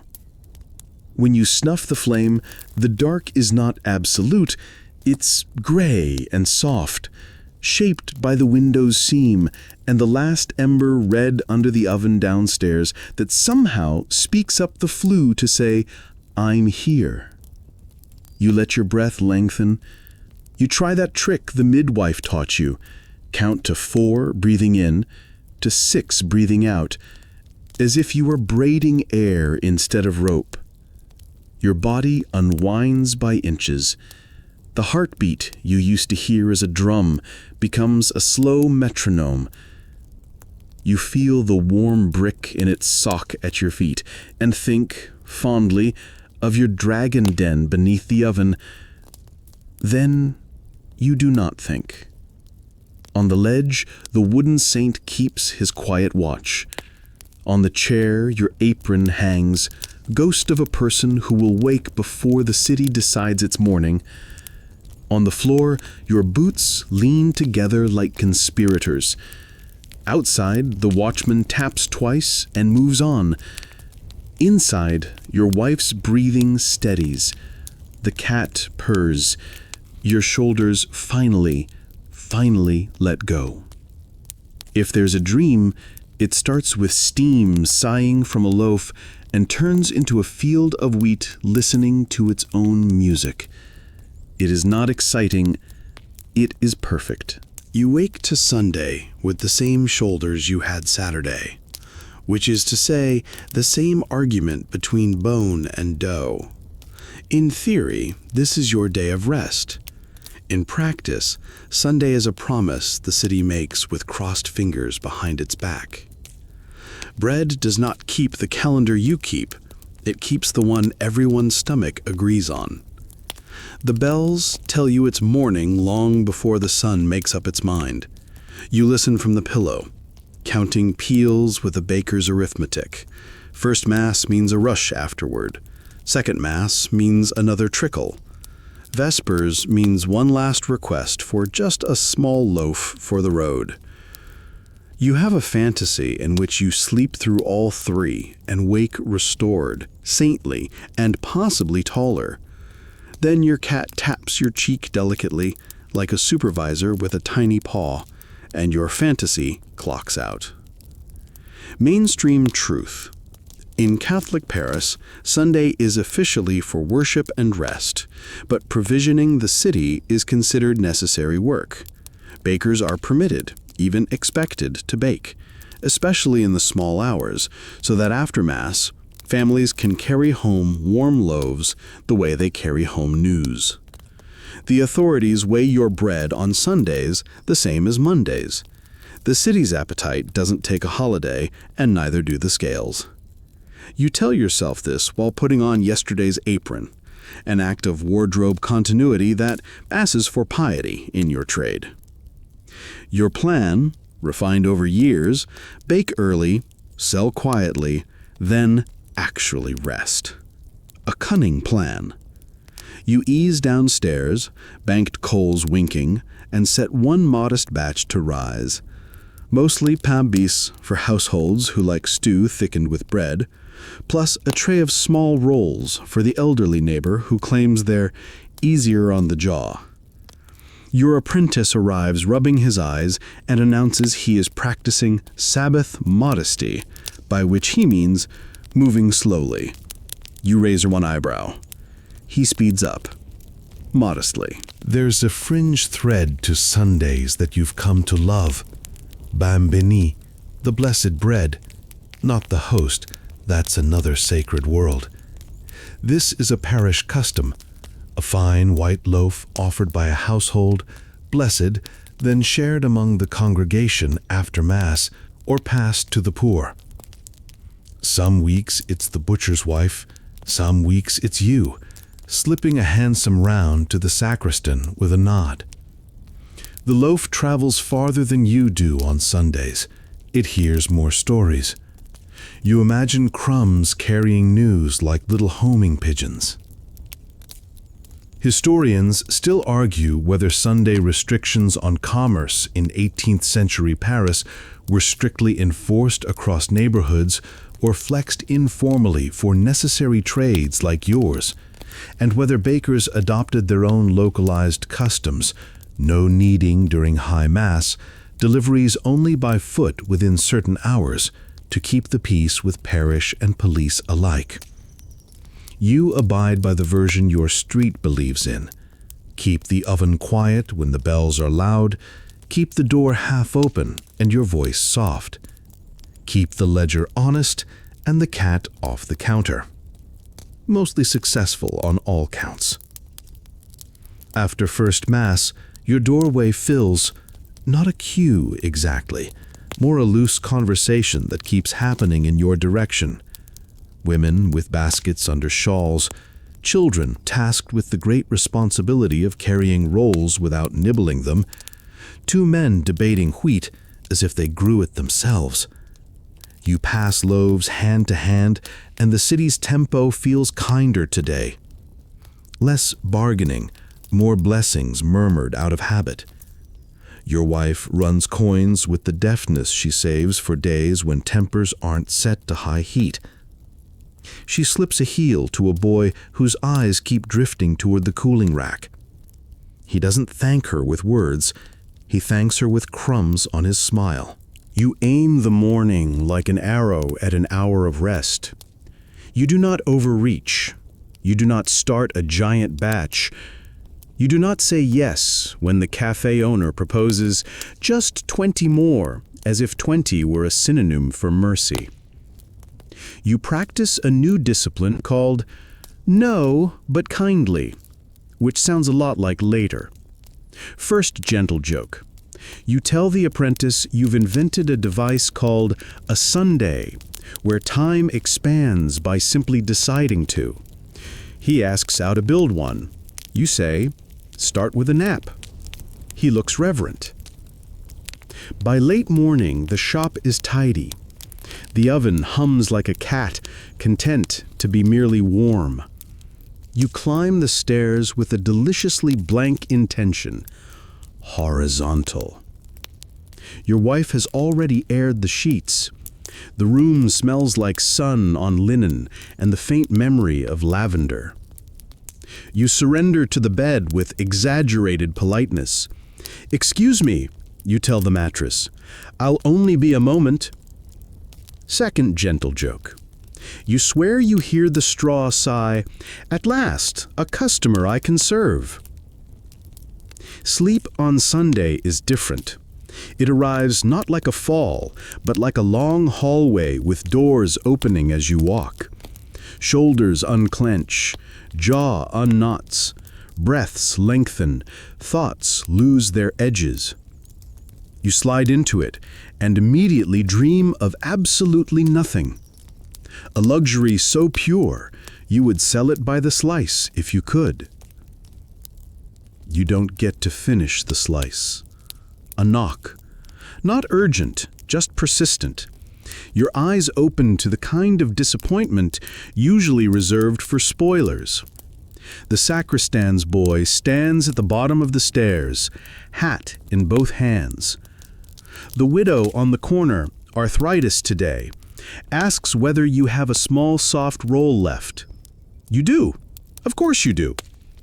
You put on your boots with the resigned grace of a man who knows help shouldn't check the calendar. You hand over the roll and a scrap more than she asked for. She says she will pray for your sleep. You decide that counts, spiritually, as a nap. Back upstairs, the bed is still there, but now the watchman's stave is tapping down the street, and your mind shuffles the day's deck again. You remember the Sunday stew waiting by the hearth, everything humble in one pot, thickened with yesterday's crusts until the spoon stands. Mainstream fact folded gently. Panade, bread thickened with water and sometimes a little fat or broth, is common comfort. Poor food, yes, but patient and kinder to a baker's purse than meat. You taste it already, salt blooming, thyme quiet under the lid. After you eat, drowsiness returns like an old friend who forgets he left. You stretch on the bench, promising yourself only 10 minutes. Third gentle joke, you call this first nap of second sleep of Sunday, a taxonomy that convinces no one, least of all your wife, who covers you with her shawl anyway. The cat, true to union rules, performs an inspection by settling upon your shins and initiating purr protocol.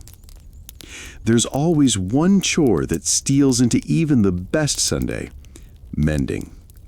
Bannetons need new reeds, the peel wants a sanding, the flour scoop has a splinter with your name on it.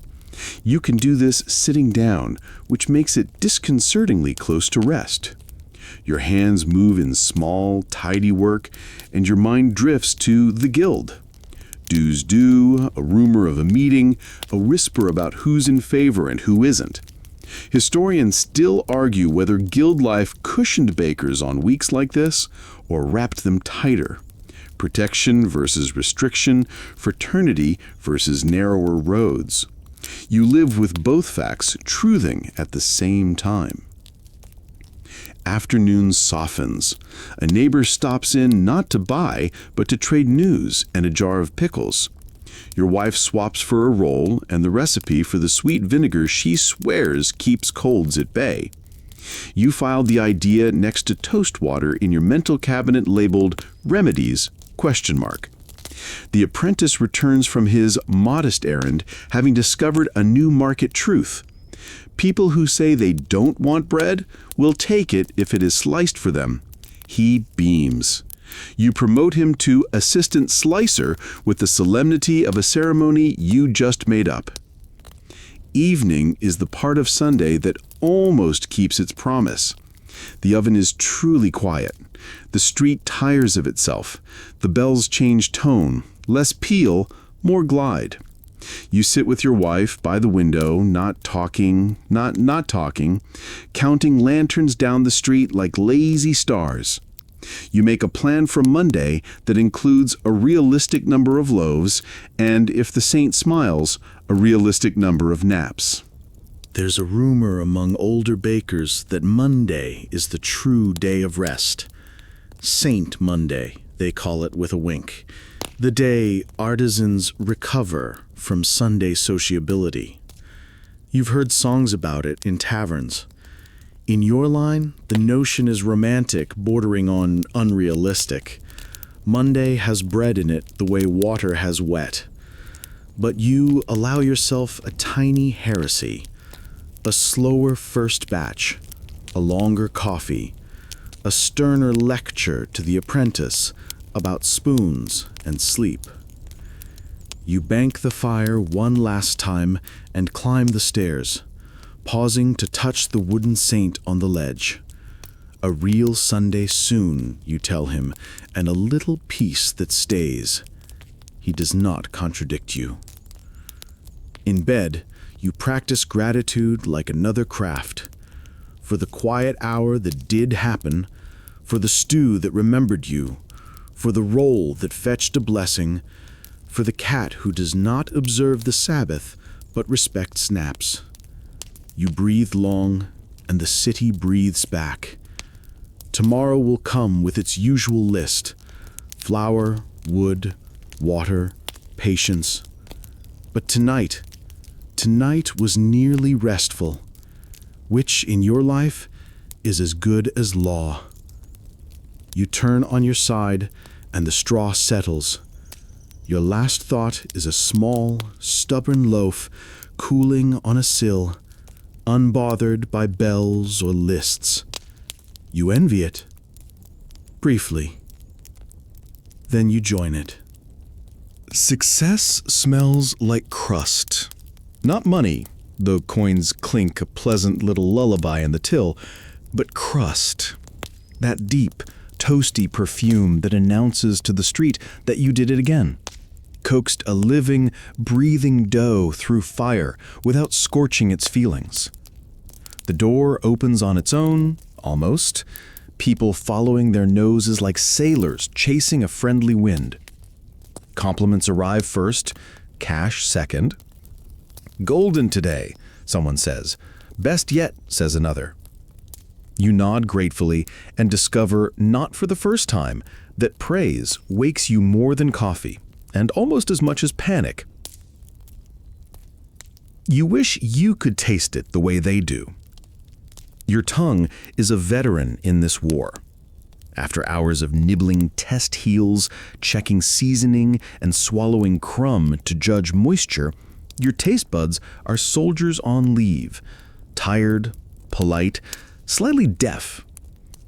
You rely on other senses to tell you what your mouth cannot.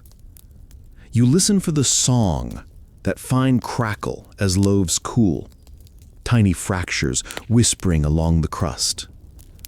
You press the bottom of a bowl with 2 fingers to feel the spring. You tap and listen for hollow cheerfulness rather than muffled sulk. If you must taste, you go for the crumb at the heart, where the heat lingers and sweetness hides. But mostly, you judge success by the chorus in the room. Customers tearing, sighing, chewing, nodding. Mainstream truth.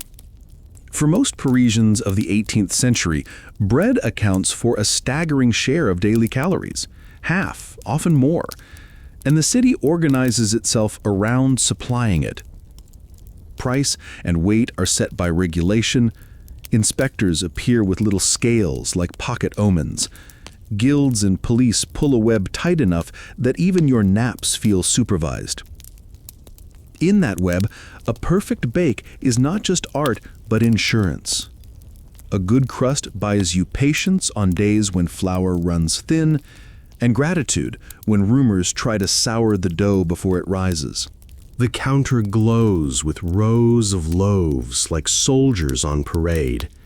Your apprentice arranges them into pyramids and immediately knocks one over with his enthusiasm. You restack with the easy flourish you pretend you learned at a guild feast and actually learned while trying not to wake the cat. People point, choosing with their noses, sometimes their ears. A woman asks for the one that sounds cheerful. You lift 2, tap both, pick the better singer, and earn a smile that could power an oven for an hour. Sleep-deprived success is a particular species. You carry it in your shoulders and under your eyes, the delicate high of having pulled it off again, layered over a steady hum of exhaustion that turns your thoughts into soft-edged shapes. You are so tired that you forget to be tired. You float. You wrap a warm loaf, pass it across, and for a second you're a magician pulling rabbits from a brick hearth. Joke 1, you consider billing yourself as slight of yeast. Your wife advises against it. Fringe tidbit, some customers ask you to hold a still warm loaf to their cheeks for the complexion. You blink, oblige, and enjoy the momentary transformation of bread into spa treatment. Others buy a small roll just to carry it in their pockets like a hand warmer, and then return at midday to eat it. You've seen painters use stale crumb to erase charcoal. You've seen a seamstress use it to lift a spot of grease from silk. Bread is tool, comfort, currency, and occasionally, apologies to the saints, religion. You keep a small ledger in your head as you work. Crust shades, crumb openness, oven cooperativeness, customer patience. The dragon belly nap under the hearth gave you just enough charge to ride this wave. You catch yourself telling the apprentice, "When the loaves sing, let them finish the verse before you stack them." He nods solemnly, then whispers to one, "Encore." You allow it. Encouragement is good for yeast and boys. Historians still argue whether the long, slim loaves you bake for cafes should be called baguettes in your century, or whether that name, and the exact form people now imagine, belongs to later Paris. You don't have a dog in that fight, only a horse named César, and a peel with a nick in it that always tries to sabotage the second from left stick. What you know is that the thin ones wake quickly, sulk easily, and demand attention like cats with an audience. The round meeches forgive more and carry families through longer spells. Fashion and appetite tug. You keep both ropes in hand. By mid-morning, the shop hums like a hive that discovered butter. Compliments multiply. A regular brings you a turnip in case you forgot vegetables exist. You swear you did not. Your wife runs the coins like a pianist, sliding coppers and silvers into their homes with a rhythm that keeps tempers low and change exact. She praises a crust openly now and then, and you feel the words like a hand between your shoulder blades, steadying. You permit yourself, between customers, a bite of the heel of a high white loaf, a proud, expensive thing destined for a household that likes their table to gleam. Your mouth registers texture, crackle yielding to soft, a pocket of steam that tastes like afternoon. Flavor? Your brain notes bread and then writes, "We can discuss later." You laugh, which becomes a yawn, which you turn into a cough because dignity. Joke 2, you announce to no one, "My taste has left a note saying it will return after a nap."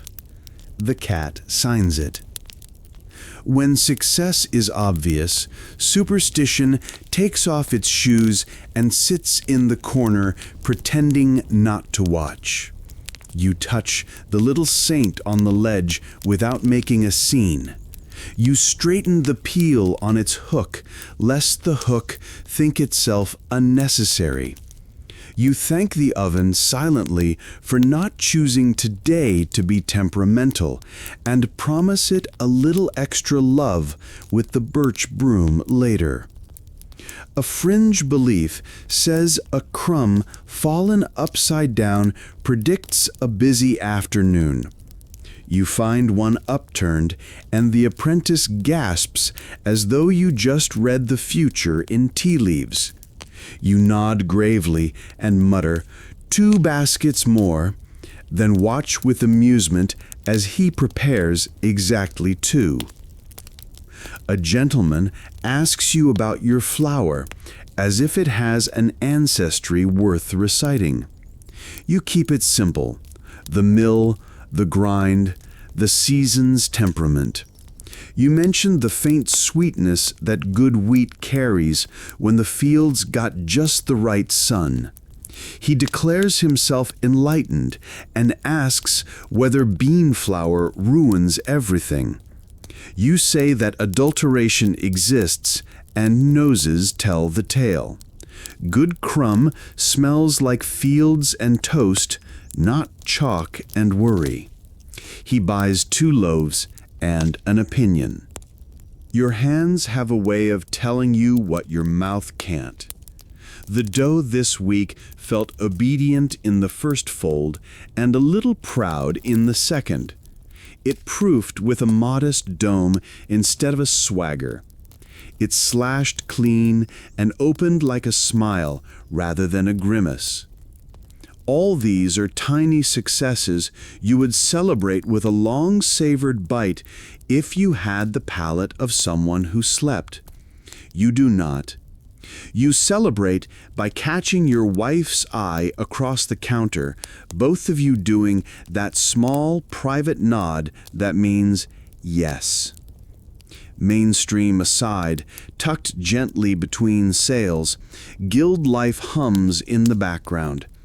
You pay dues, follow waits, mind feast days, and offer a handsome loaf for pain béni when your turn comes. Your shop sign, a sheaf of wheat and a little peel, sways over the door and has for longer than your apprentice has been alive. People trust signs, their contracts written in paint and wood. As the rush softens, you lay out a plate of trimmed ends and call it degustation, with an accent you found under the stairs. Joke 3, the apprentice asks what that means. You say, free tastes but with a hat on. Children orbit like cautious planets, and then, with parental permission and great bravery, approach. A boy bites and closes his eyes as if visiting a quiet country. You envy him. He will nap later. You will not. Yet. The smell of triumph has layers. There's the obvious toast and warm straw. There's the ghost of birch from the hearth broom, and a whisper of steam that carries a sweetness you've learned to hear more than taste. There's also the faint tang of vinegar on clean hands, the soap, the cooled iron of the scale. All of it says we did the thing. The city eats. The line thins. The dragon in the oven yawns. You wipe the bench, arrange the last loaves like a chorus bowing, and feel the moment a little like a bell you can only hear in your bones. You are, briefly, full of fatigue, yes, but also of the proof that habits and heat made something people needed. Your success is ordinary and therefore enormous. You steal one more sniff of a split loaf, not because your mouth needs it, your mind does. It files the victory for later, for a night when the dough drags its feet and your apprentice drops a spoon and someone says the mill cart is late. You'll remember this smell and aim for it. And maybe, after the last coin clicks into place and the last merci floats out the door, you'll finally taste the corner you saved, if you can stay awake long enough to chew. The loaves are gone, the baskets stacked, the till counted. The oven sighs as the last embers collapse into themselves, a low red glow, like the end of a long conversation. You should be elated. Another day fed. Another parade of compliments. Another inspector satisfied. But your body knows the truth. Success does not mean rest. Success just means you've bought yourself the chance to rest, if you can find it. You climb the stairs slower this time. Your bones are conspirators, whispering mutiny with each step. Your wife is already in bed, one hand tucked under her cheek, the other resting on the cat as if she's the pillow. The room is still, the only sound her breathing and the faint rattle of the window latch, You shed your apron, hang it on the chair, and sit heavily on the edge of the bed. You tell yourself you will sleep, truly sleep, not nap, not doze, not hover between one loaf and the next. But bakers do not sleep like other people. Even in bed, your ears tilt toward the phantom sounds of your trade, the creak of the peel, the hiss of steam, the knock of a customer's coin on wood. Your chest gives its usual cough, flower ghosts leaving you one breath at a time.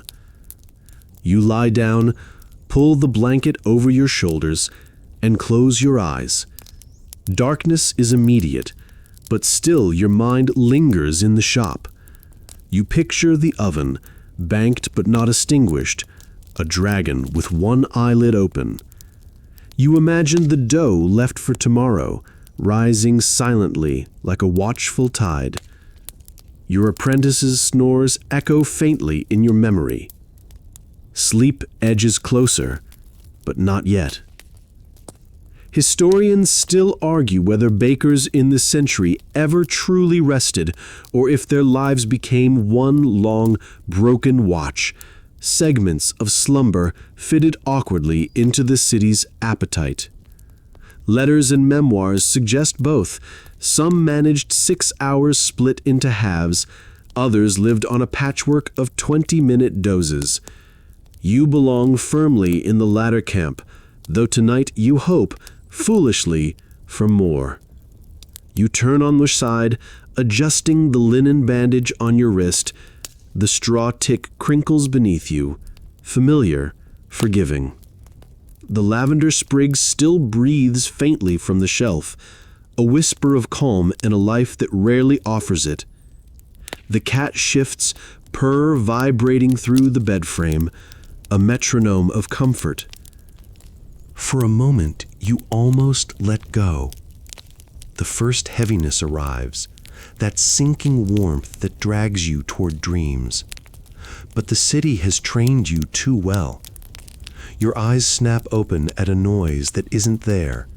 A pan clanging, a doorbell ringing, someone muttering about flour weights. Only when you realize it's all imagination do you laugh softly into the pillow. Joke 1, even your hallucinations pay for bread. You breathe slowly, trying the midwife's trick again. 4 in, 6 out. The room loosens.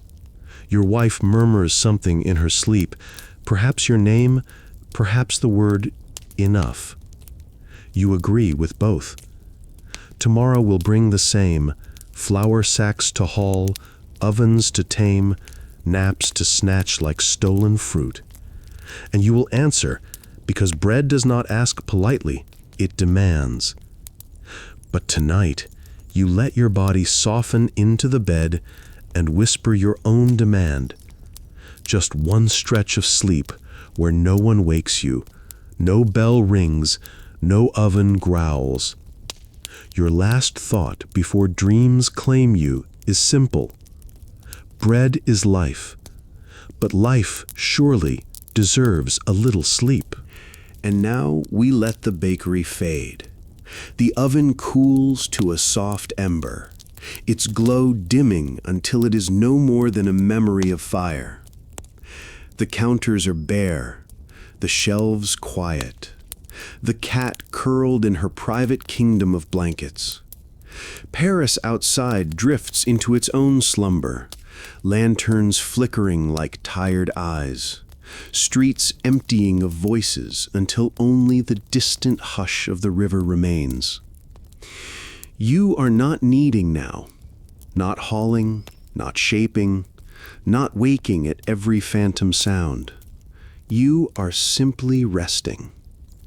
Let the scent of bread that clung so fiercely all night dissolve into something lighter, something gentler. Warm straw, cool linen, the faintest wisp of lavender. Breathe it in, slow and steady, letting each exhale soften the edges of your thoughts. The bells have gone quiet. No rush, no queue, no inspector tapping weights on scales.